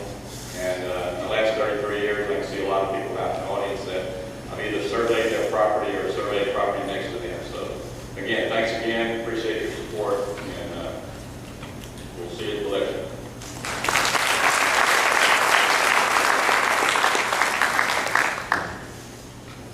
Chuck Hodson for Larry Sitter, unopposed Republican candidate for Commissioner, Precinct 2. Hello everyone, my name is Jacob Hobson. I have the privilege to introduce to you Mr. Larry Sitter. Before today, I was given the opportunity to interview Mr. Sitter. He is a well-rounded family man. He has a wife, Cheryl, and 2 kids, Carl and Cammie. Mr. Sitter was born and raised in Lotus, Texas, and attended John Marshall High School. Even though he did not attend college, he was still very successful as the president and owner of Aero Materials, a construction company business, for over 31 years. Mr. Sitter wants to make a difference in our community and is running unopposed for County Commissioner for Bonita County. As future Commissioner, he plans to regulate population growth in a positive way in order to preserve Castroville's historic values. I thank you for the opportunity to be here tonight to introduce Mr. Sitter.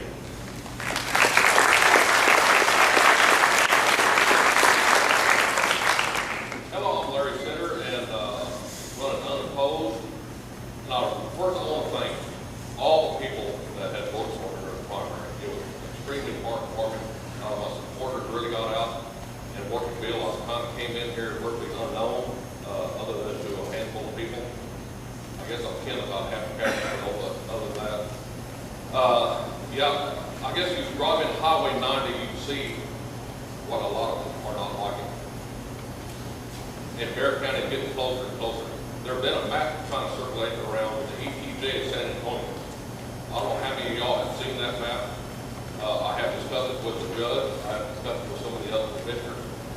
The EPJ of Castroville right now is almost taken up all the way to the Frankel Elementary School. Out past that, they take in almost all the way to things like we're getting overrun, people.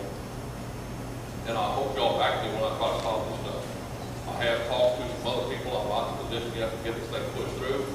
I have talked to the county judge. He's sympathetic with it. I have talked to the Speaker of the House, and I've talked to the committee. And I'm planning to do something about this. I don't know if y'all want to be in San Antonio or not. I don't. I just came from there, and it's not a nice place. It's getting rougher and rougher and rougher, and we're feeling the blood of it over here right now. We had the sheriff had a presentation one night, or one of the evening commission report. I've been going to commission reports since January. I want to be well prepared for my job. And with the help of the current commissioner and the other commissioner, being at every one of those open meetings, a lot of people think these meetings are closed. I walk in there just like any of y'all can walk in there, and I invite you, please walk in there.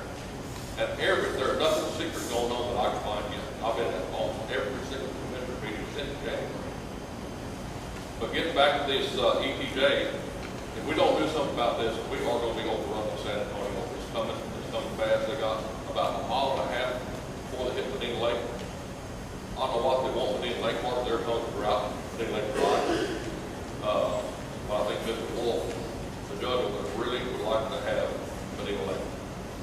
And like I say, I thank y'all for all y'all support during primaries. It was very hard for me, and I'm going to have to live with y'all people, so I'm going to do the best job I can possibly do here in Castroville. Thank y'all a lot.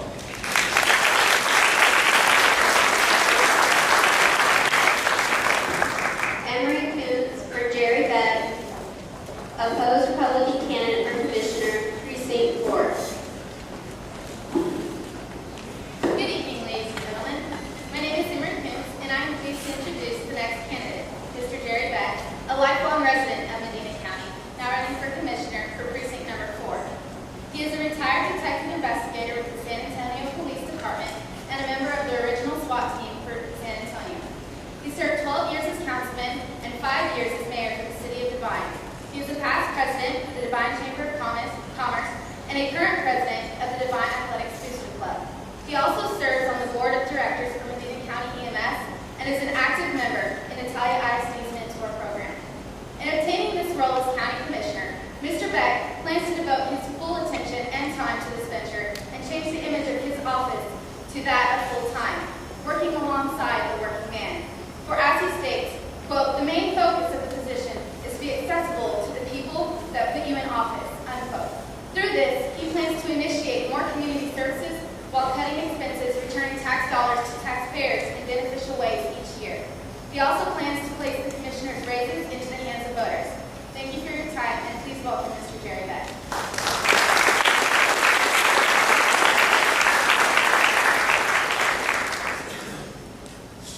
Thank you, Emery, and I'd like to thank the Chamber of Commerce as well, and the Valley High School for putting on this forum. In order not to get carded, I'm going to read this and not digress from the main points that I want to make. There's several things I'm real passionate about. Number one is the raises. Emery mentioned it. I do not believe the county commissioners should be in a position to give themselves a raise each year as they currently do. They know the salary when they run for the office, and if the raise is implemented, it should be done the same way through the voters who put them in the office. If elected, I make this a priority and will not accept the pay adjustment. If the raise is approved by Commissioners Court, I'll donate it to a nonprofit organization within Precinct 4.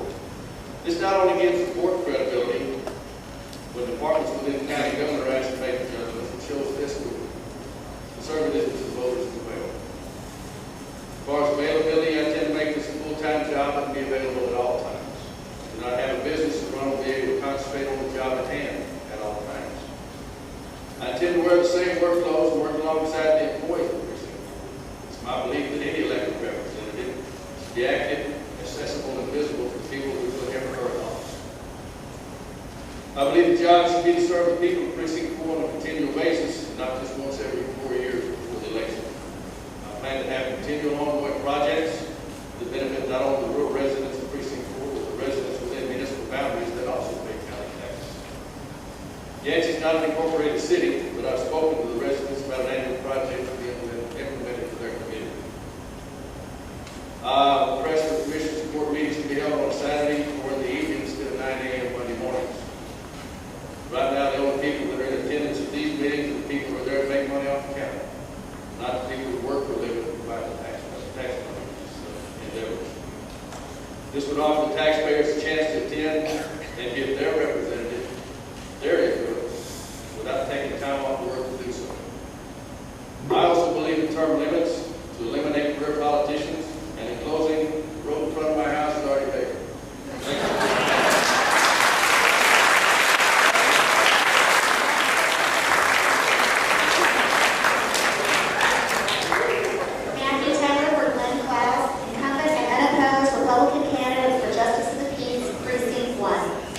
Good evening. My name is Matt Taylor, and it's my honor to introduce you the next candidate for Medina County Justice of the Peace, Precinct 1, Glenn Claus. Mr. Claus has been a resident of Medina County for 17 years, where he's raised his son and 4 grandchildren. He currently is retired and living in Hondo, where he holds the office of JP. When talking to Mr. Claus, he expressed his interest in Medina County's history, growth, and development. He has worked for the Texas Department of Criminal Justice as a hostage negotiator, where with his hard work, he took the instructor position.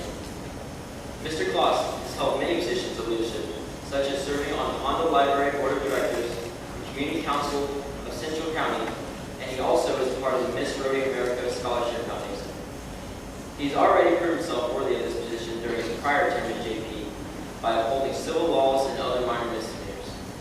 Thank you for the opportunity to introduce Justice of the Peace candidate, Glenn Claus.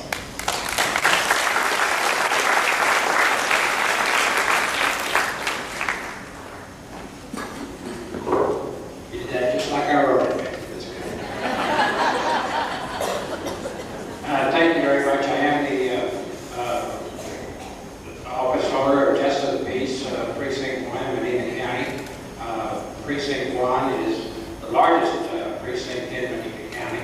Goes from just south of Hondo all the way up to the dam. But I'd like to come down here to Castroville, which is Precinct 2, and say hi to everybody. This next year is going to be redistricting.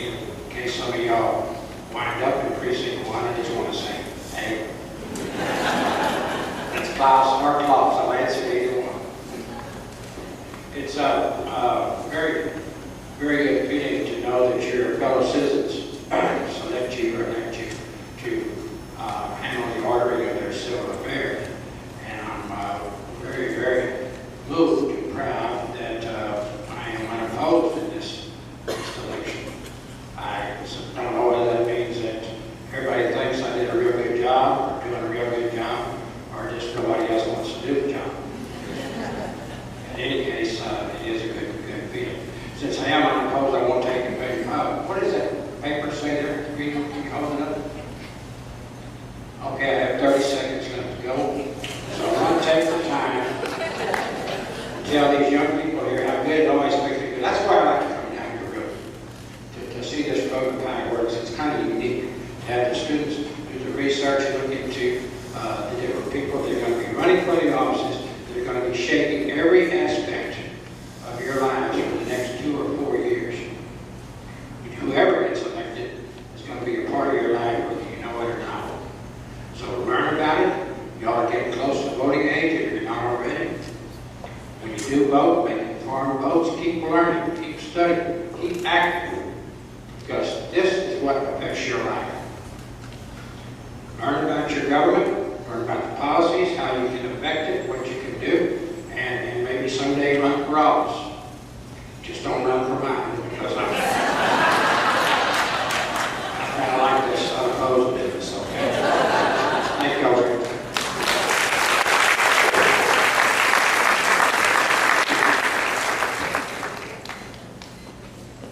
Callie Ward for Mark Cady, incumbent and unopposed Republican candidate for Justice of the Peace, Precinct 2.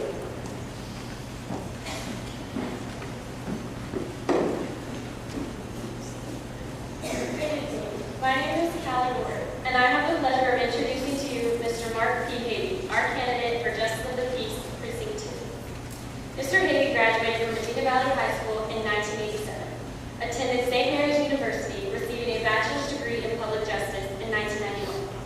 He went to St. Mary's Law School, where he attained his Juris Doctorate and passed the Texas Bar in 1995. He has been licensed and practicing law for 15 years. He has been a municipal court judge in La Crosse for the last 6 years and has served the last 8 years in the Justice of the Peace for Precinct 2 in Castroville. He is married to his wife Leslie, who is also an attorney. They have 3 children and reside in the Castroville area. He is actively involved in Castroville community, volunteering his time with several different organizations. As Justice of the Peace for Precinct 2, his duties include overseeing Class C misdemeanor violations, such as traffic citations, simple assaults, alcohol and tobacco violations, disorderly conduct, public intoxication, criminal mischief, and among other offenses. Civil cases over which he can preside include breach of contract, negligence, and personal injury cases, forcible entry, eviction, and hearings to determine the disposition of recovered stolen property. It is my pleasure to introduce the candidate seeking re-election to the office of Justice of the Peace Precinct 2, Mr. Judge Mark King.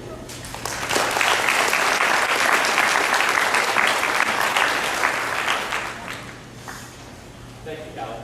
Good evening. I promise to keep this brief for a couple of reasons. One of which is with all the allergens in the air, I've kind of lost my voice and I can't talk very long without starting to cough. And perhaps there's a sense of poetic justice in a lawyer that can't talk very much. So I'll keep it brief. But as Callie told you, I also serve as the La Crosse Municipal Court Judge in addition to being your Justice of the Peace for the past 8 years. At the Class C level, we represent the level of the judiciary where the vast majority of the public would possibly have contact. It's not very likely that the average citizen would have a felony case, something like that, fortunately against them, or even maybe go through a family law matter. But it is very likely at some point in the average citizen's life, they may have a Class C misdemeanor traffic violation, speeding ticket, or something of that nature. I always try to take that to heart and bear that in mind. And I try to bring into the office the law experience I have and run the office with a high degree of professionalism. I try to treat everybody as I would like to be treated, because I understand that having to appear in court may not always be the best experience. So we try to be user friendly. And I want to thank you mainly for the years of support you've given me, and I hope to have your support as I seek now my third term. Thank you.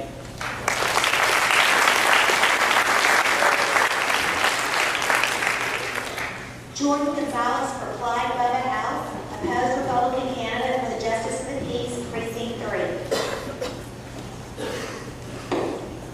Hello, I am Jordan Gonzalez, and it is my pleasure to introduce Mr. Clyde Bubba House. Mr. House is the Republican candidate for the office of Medina County Justice of the Peace, Precinct 3. Mr. House was born on May 13, 1949, at Fort Clayton, Hamilton, Arizona, to a military family. When his father retired from the military, he moved to San Antonio, where he graduated from Churchill High School. He met Sharon for 7 years in Sherman, Texas, where he was investigator for the Texas Structural Pest Control Board and Environmental Protection Agency. Mr. and Mrs. House have 2 children, Joseph and Stacy, and 4 grandchildren. Mr. and Mrs. House are members of the First Baptist Church of Hondo, and they currently reside in Dennis. Mr. House has been employed with the Medina County Sheriff's Office since 2004. He has been associated with law enforcement for 14 years. Mr. House states that if elected, he will serve the citizens of Medina County, Precinct 3, with professionalism, honesty, and fairness of the law. Please join me in welcoming Mr. Clyde Bubba House.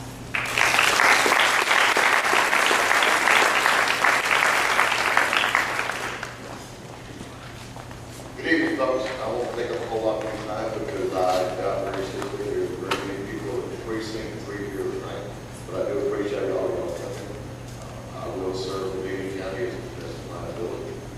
And again, I'd like to thank these young folks here. Folks, y'all all stand up. All of you. Come on. All of you.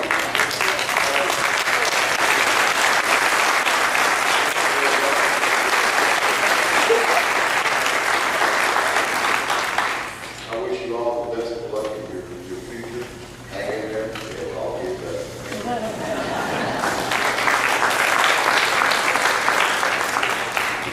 Bradley Magoon for Mr. Phil Montgomery, incumbent and unopposed Republican candidate for Justice of the Peace, Precinct 4. Hello, my name is Bradley Magoon, and I'm happy to introduce Judge Phil Montgomery, who is running unopposed for Medina County Justice of the Peace, District 4. Judge Montgomery is married to Elaine Montgomery, has 2 children, and has lived in this area his entire life. His son is in the Coast Guard, and his daughter is involved in Navy. He also has 4 grandchildren. As Justice of the Peace, Judge Montgomery is in charge of people's court, which means when someone gets sent to court, he is the person when they see. Judge Montgomery emphasizes the importance of the jury summons, so citizens can be fairly tried. Thank you for the chance to introduce Judge Phil Montgomery.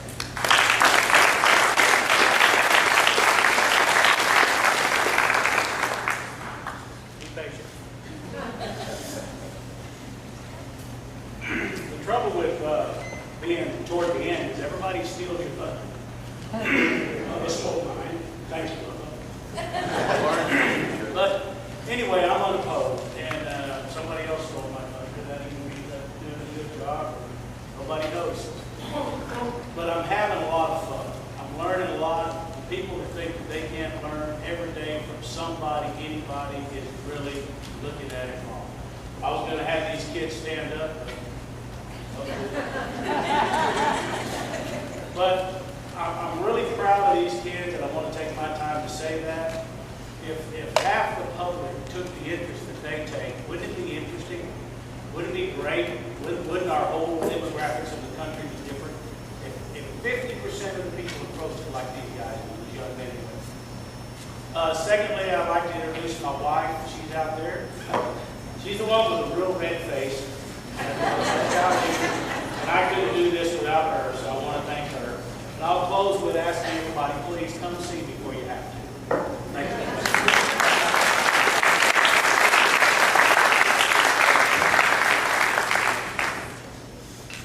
Max Yamet for Don Berger, unopposed Republican candidate for Constable, Precinct 1.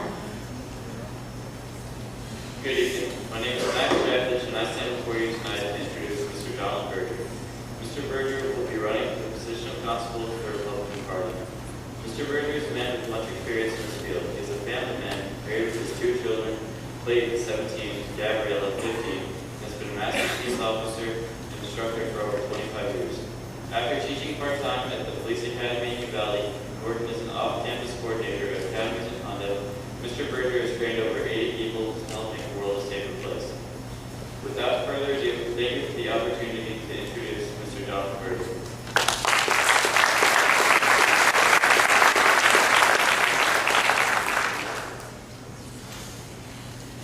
Good evening. How's everyone doing tonight? Best news, I'm the last one, so we're almost done. Again, my name is Jon Berger. I'm the candidate for Constable Precinct 1, Medina County, as a Republican. First, I want to thank the Castroville Chamber of Commerce for putting this on. Thank the students and Medina Valley Independent School District. It's hard to believe, just a little over 25 years ago, I graduated from the same school. So, again, like I said, I'm running for the Constable's Office Precinct 1. That's pretty much your officer or law enforcement officer for the Justice Court Precinct 1. We're very closely with Judge Klaus. I feel I'm highly qualified for this position. I have about that 25 years of law enforcement experience.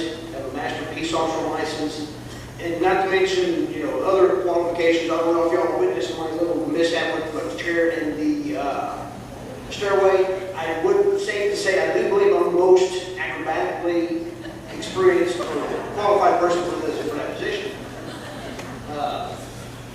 Again, I want to thank everybody for coming out, especially the people of the citizens of the county, to come here and learn more about the candidates. Again, thank you for your support, and I'll work as hard as I can. One of my main goals as the constable, I don't know if y'all know this or not, but the constable office is considered a part-time office. I do not work as a part-time official. I will be working full-time to serve the citizens of the precinct. Again, thank you for your support. God bless.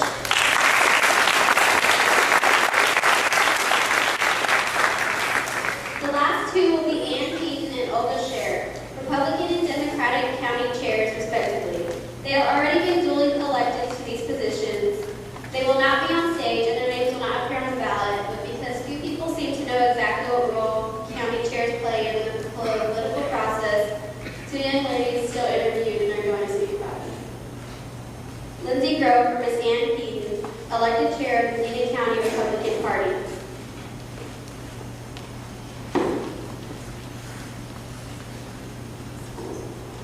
Hello, I'm Lindsay Grove, and I'm introducing Miss Ann Keaton. Ann is fortunate to have served the Republican Party at almost every level. She has been a precinct chair, secretary and vice chair of the local party, and has been the county chairman for the past 26 years. She has been the county convention chair for the past 26 years, a delegate to every state convention for the past 26 years, served as secretary for the state convention in 1998, and has attended 4 national conventions. She has also served as a member of the Electoral College for George Bush. She and her husband Bob are pharmacists and had their own independent drugstore in Hondo for 43 years before they sold it 3 years ago. Bob is very active in the local party and has served on the SREC for 2 terms. They have 2 sons. Scott, an attorney and president of Life Partners Inc., lives in Waco with his wife Carrie and his children Ashley, Robert, James.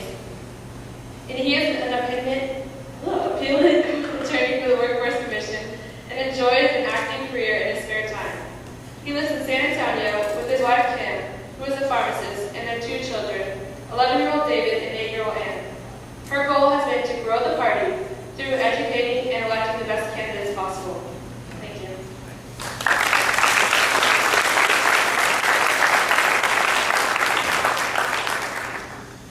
Shermer, Ms. Olga Scher, elected chair of the Medina County Democratic Party.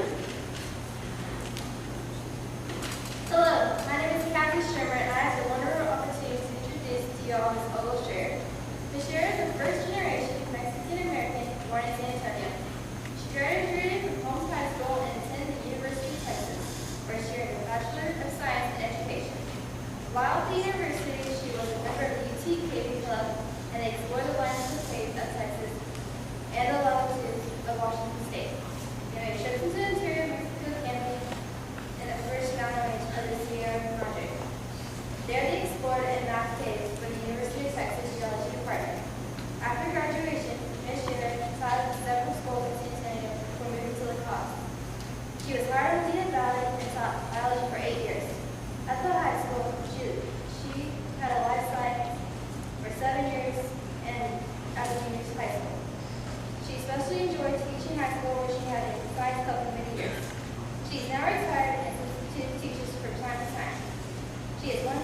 Aaron Christie, who graduated from Medina Valley and is now stationed with the Coast Guard in Austria and Portugal. Thank you.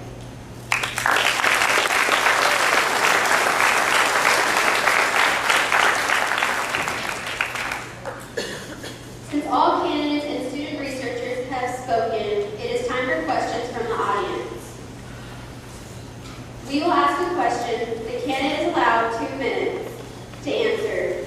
If present, their opponent then has 1 minute to offer a rebuttal. At our discretion, we can extend the discussion by offering each candidate an additional 30 seconds. As during the forum itself, a green card will be shown to signal that the candidate has 30 seconds left. A yellow card signals 15 and a red 5. The candidates may not question each other directly. We ask that the audience remain absolutely silent during the candidate's response. If necessary, we will interrupt the speaker to enforce the rules. I want to take this opportunity to thank all our candidates for participating this evening. Let's begin. This question is for Francisco Canseco. Would you please explain how Social Security workers and why should it be done? Oh, would you please explain how? Sorry, we were taking it out on TV. Would you please explain how privatizing Social Security works and why it should be done? First of all, I'm not for privatizing Social Security. I believe that we must maintain Social Security and secure Social Security for our seniors that are right now on the Social Security system. And those that are coming onto the system, we need to make sure that those funds that are earmarked for Social Security remain in a trust and are protected for our Social Security recipients. And we must make sure that for our future generations that come on to Social Security, that the promises of Social Security are met for each and every one of them. Thank you.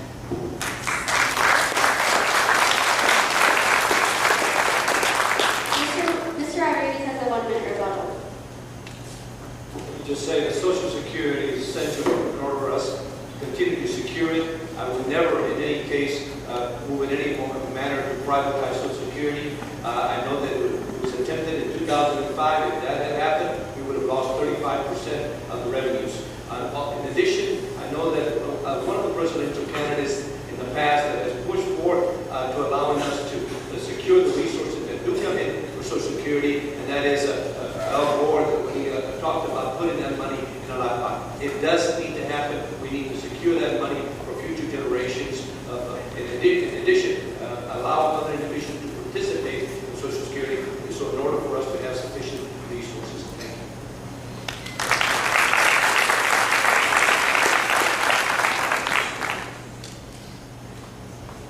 you. You give me a minute? Yes. I'm Craig Stevens, independent candidate. Social Security is in trouble today because it was mismanaged. If Congress hadn't taken money out of it, it would still be solvent.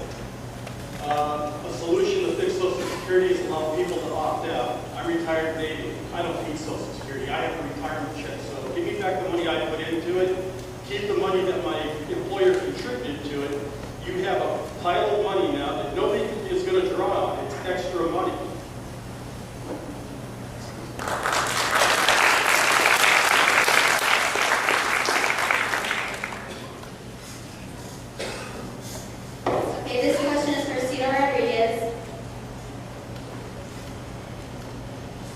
You have had a full term to secure the border of District 23.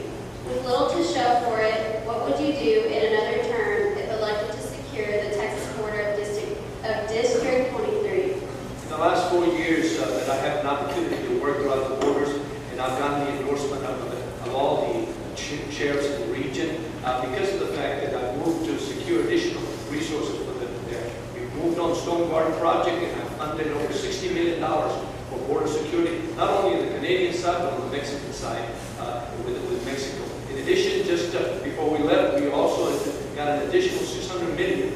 We've gone from border protection, the border patrols in the last decade from about 10,000 to 22,000 border patrol agents. We've doubled up on DEA people.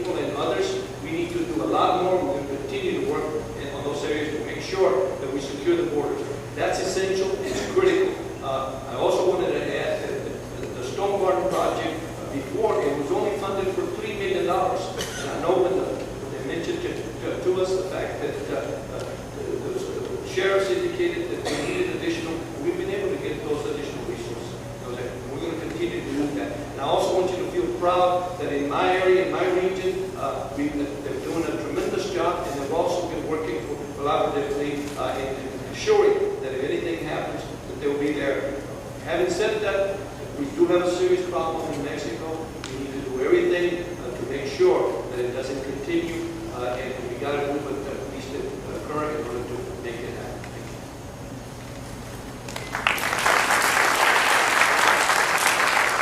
If we have a bleeding border, we need to take immediate action to make sure that our borders are protected. Our citizens along the border are also safe and secure in their homes and in their communities.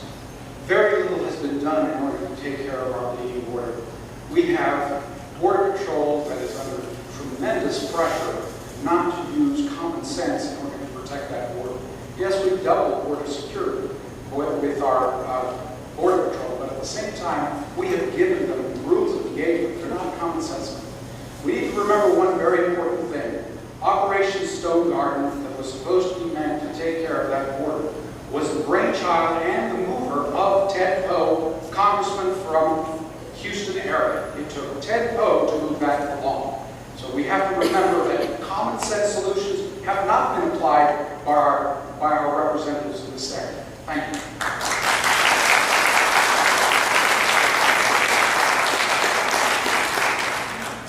We are spending an enormous amount of money securing the border. I believe we're going about this wrong. What we need to do is we need to stop the illegal alien traffic across the border, and we need to stop the drug flow. We stop both of those, the border's going to fix itself.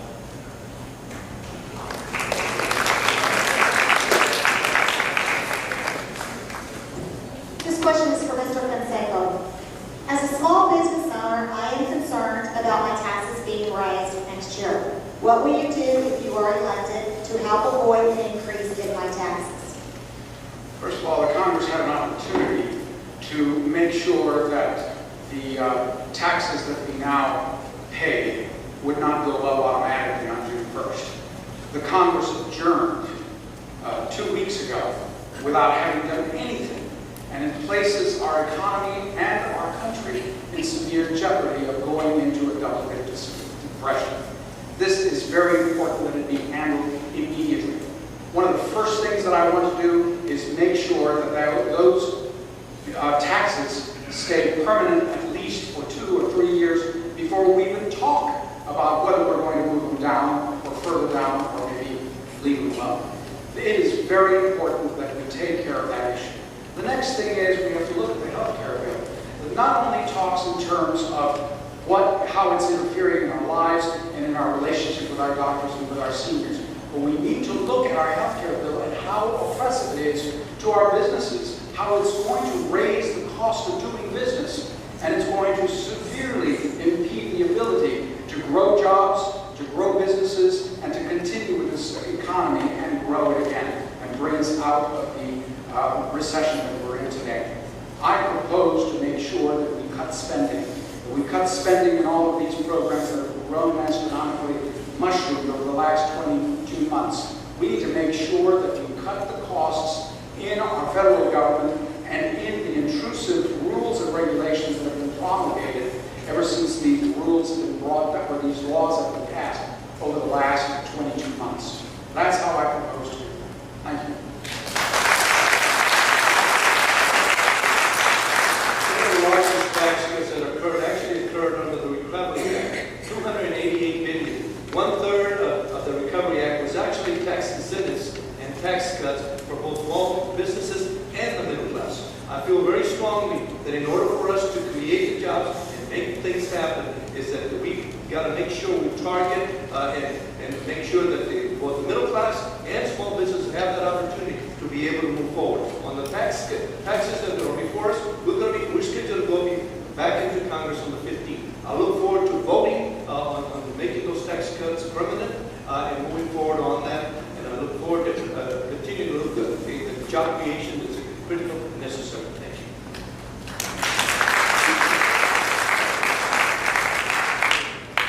Some of you may remember that I ran back in 2008 2006. I would have run in 2008 when I was over in Iraq. In 2006, I said the IRS was out of control, and I've been audited every year since then. That's true. I think if you have to go to a CPA to have your taxes filed, something is wrong with our system. The laws are so complex. There's an actual industry that's set in place so that you can pay your taxes. That's wrong. We get that fixed. We figure out what the IRS is doing, what we have to do to be legal. Then we can look at the way everybody's paying their taxes. I have a tax plan on my website, www.letsfixcongress.com.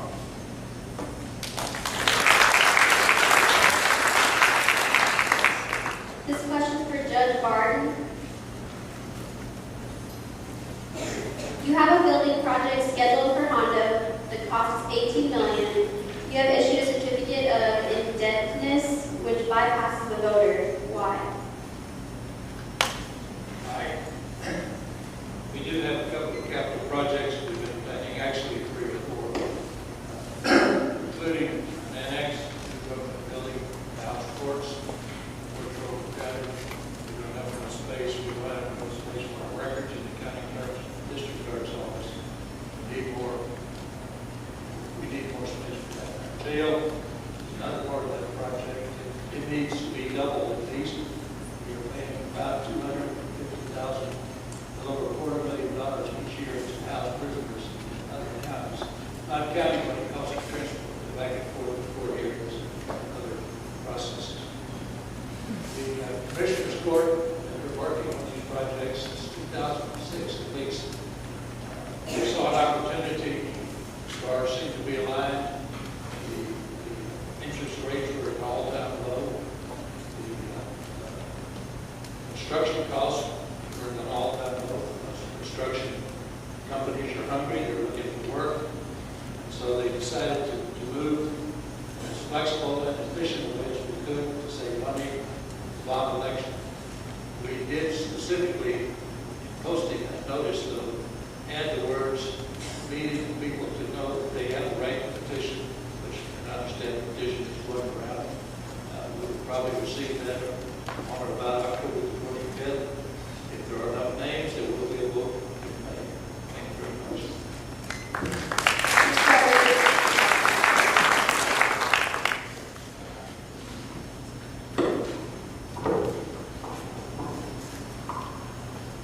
It's been working since 2006 and projects since then. Well, why hasn't there been any information put out?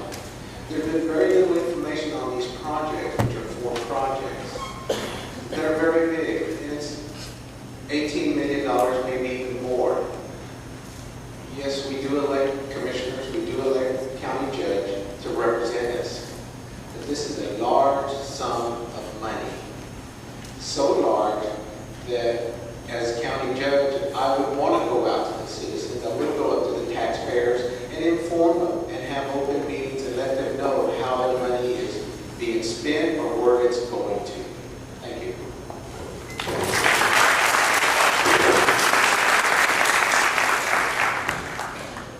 This question is for Mr. Rodriguez. Oh, sorry, pardon me. Sarah Rodriguez. Pardon me. My mistake, pardon me. How do you justify you allowing a pay raise for Congress by doing nothing to stop it, while voting to keep Social Security and military retirement at the same amount without a cost of living increase?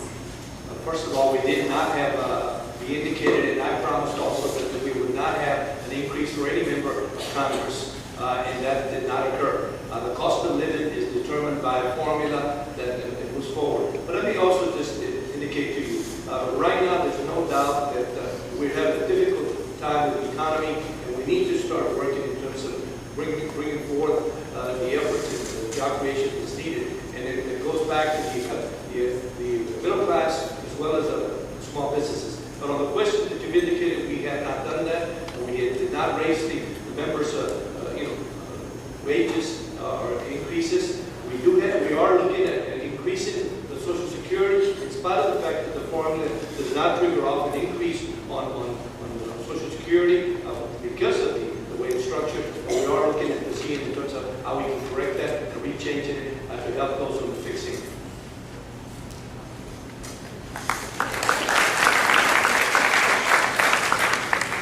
Our congressmen, our senators, our county judges, our mayors, they are public servants. They serve us. We serve in a democracy where we, the people, are the sovereign, and the subjects are our elected officials. In a time when our economy is suffering so mightily, people out of work, and in this congressional district, more people are out of work percentage-wise than they are in the whole state of Texas percentage-wise. People are suffering because of the economy and because of what has been done in the Congress over the last 4 years. Anyone who has served in those 4 years as a congressman has to come up and answer for that, and answer why they are placing themselves at a level higher than the people that they are elected to represent. As your representative, I believe in service, and I believe in leadership. And as your servant, I will be here to listen to you and to do your bidding. Thank you.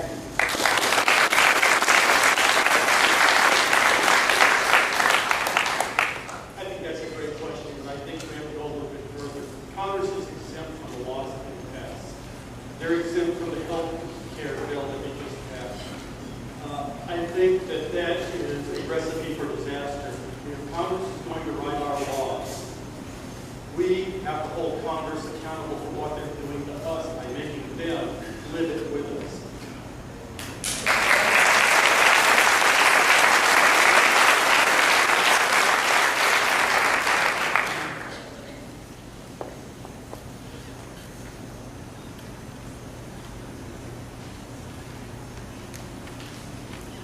This is for Kathy Glass. How should Texas fund its operation? It says current funding methods or something else dash what? Okay. I'm sorry. What we should do is we should cut our budget, cut taxes 50%, cut everything, cut in-property taxes and franchise taxes. It's not that we tax ourselves too little, it's that we spend too much, and it grows and grows and grows when you've got Democrats and Republicans running things. Of course, in Texas, the Republicans have run things for about 20 years. But we have a sales tax, and that's the best way to raise revenue. It's the fairest, most predictable, most stable way to do it. We have various other ways. We have the gasoline tax and various other taxes, and those can continue.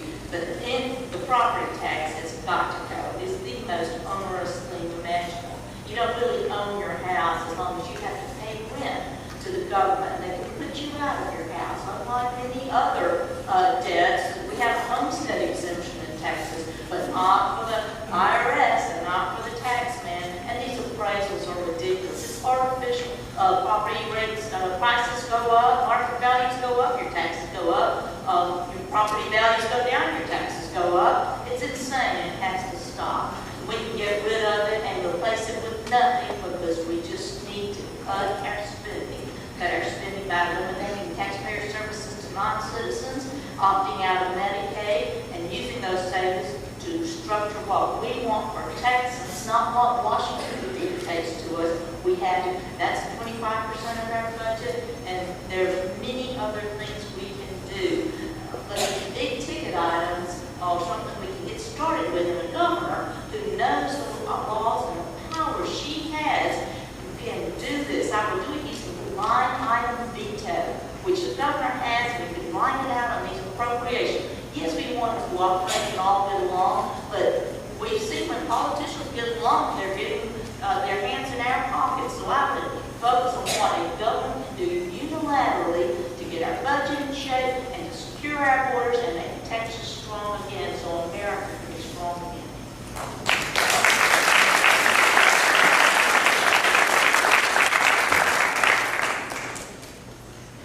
It's my understanding the Texas Fund is a fund that the governor has under his control to bring business in, to provide business incentives.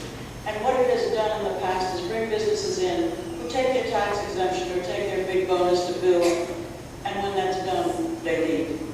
There has been no long-term benefit from this, however, not for the citizens of Texas. However, it has been used as a political payoff, and I think that if I were governor, I would certainly close that door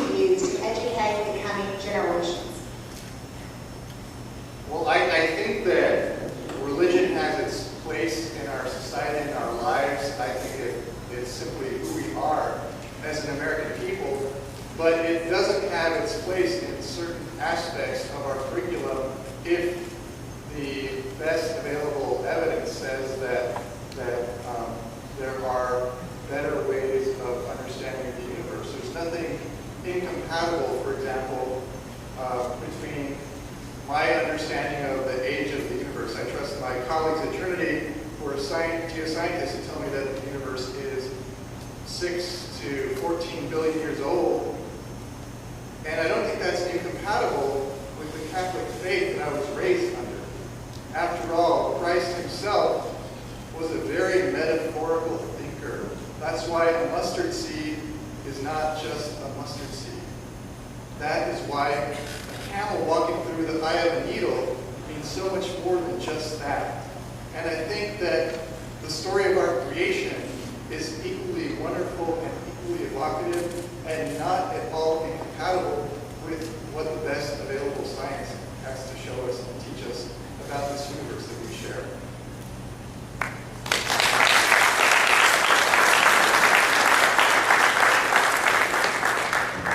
This is for Mr. Conseco. How do you feel about the estate tax, quote, death tax?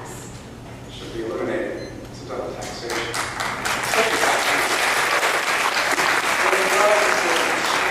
A lot of our family farms, a lot of our family ranches, a lot of our family businesses, having to liquidate it at a very, very unfortunate time when we lose a loved one, and destroying the work that has been going on for many, many years by that family. So I'm opposed to the death tax. I'm opposed to the estate tax.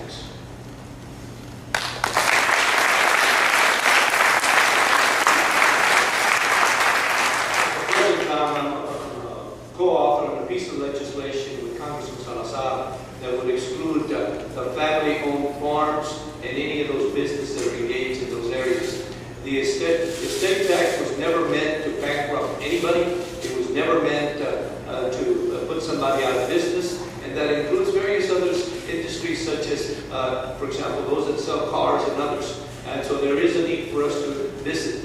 We have talked about the expansion initially was 600,000 per. We were looking at one that will exclude the first 7 million and making sure that we exclude the farmers and ranchers from this particular piece of legislation. Thank you.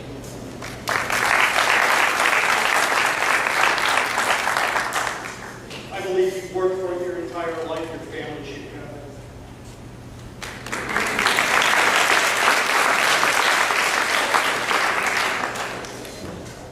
This question is for Cesar Rodriguez. Why did Congress decide to go on break and not consider voting on the Bush tax cuts? Well, one of the things that, as you will recall, both sides, on the Democratic side and on the Republican side, did not want to see any progress in that area. Some of them did not want to get, some of us didn't want to see a vote on it. The reality was that both Republicans and Democrats, and a lot of Republicans on the Senate side, did not want to give Senator Reid any type of success, So it was on both sides. The reality is we're going to go back on the 15th, and we're going to be dealing with this issue. And I hope that we get it done as quickly as possible. Just like we weren't able to get any progress on immigration and other pieces of legislation because they were being used as wedge issues, and it was being looked at politically instead of objectively. And I hope that when we come back, we deal with these issues in an objective manner and be able to solve the problems that confront us instead of looking at it from a partisan perspective.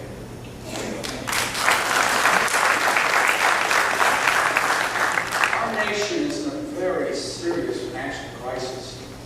And at a time when we need to address clarity, we need to address vision of where our businesses and where our families are going to go in the next quarter, the House of Representatives, who had before them the ability to pass a law that helps the economy, adjourn with exactly the number of votes to adjourn. That is lack of leadership, especially when we have so much uncertainty in our nation, and we need to address it. We need leaders in this country. We need leaders in this district. People that are going to make the hard decisions and vote for our families and our businesses. Thank you.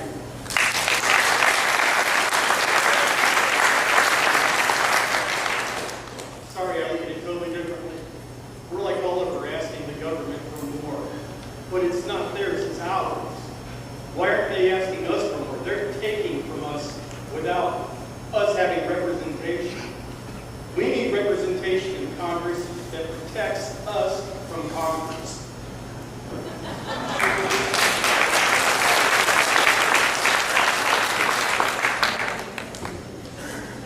This is for Mr. Canseco. As our new representative, how will you help undo the damage done by the incumbent party during the past years? First thing that we need to do is we need to stop the funding of some of this legislation, including the health care bill. Stop its funding cold in its tracks.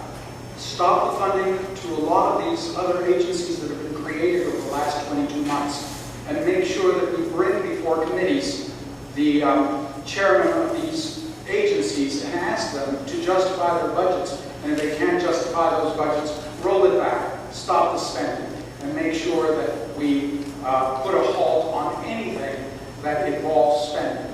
Hold the line. That's what I believe is the first thing that needs to be taken care of. We need to look after our economy. We need to look after the job creation engine of this country, which is the small business, the private industry, the private enterprise, because they, not government, is the driver of our nation's economy and always has been. And we need to preserve that aspect.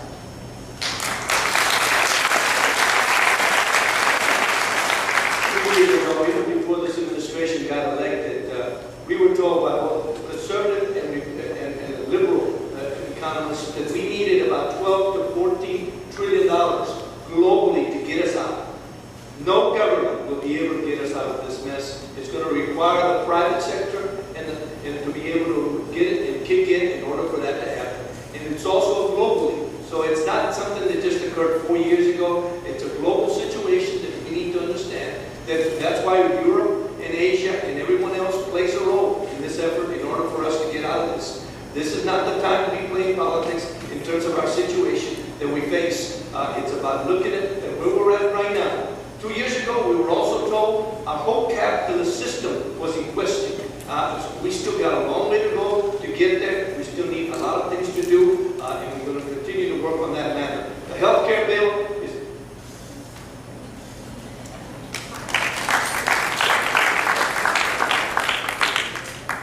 All right, let's all be honest.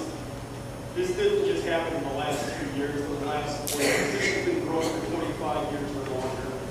It's the Republicans, it's the Democrats, it's the Republicans, it's the Democrats. It's time to stop.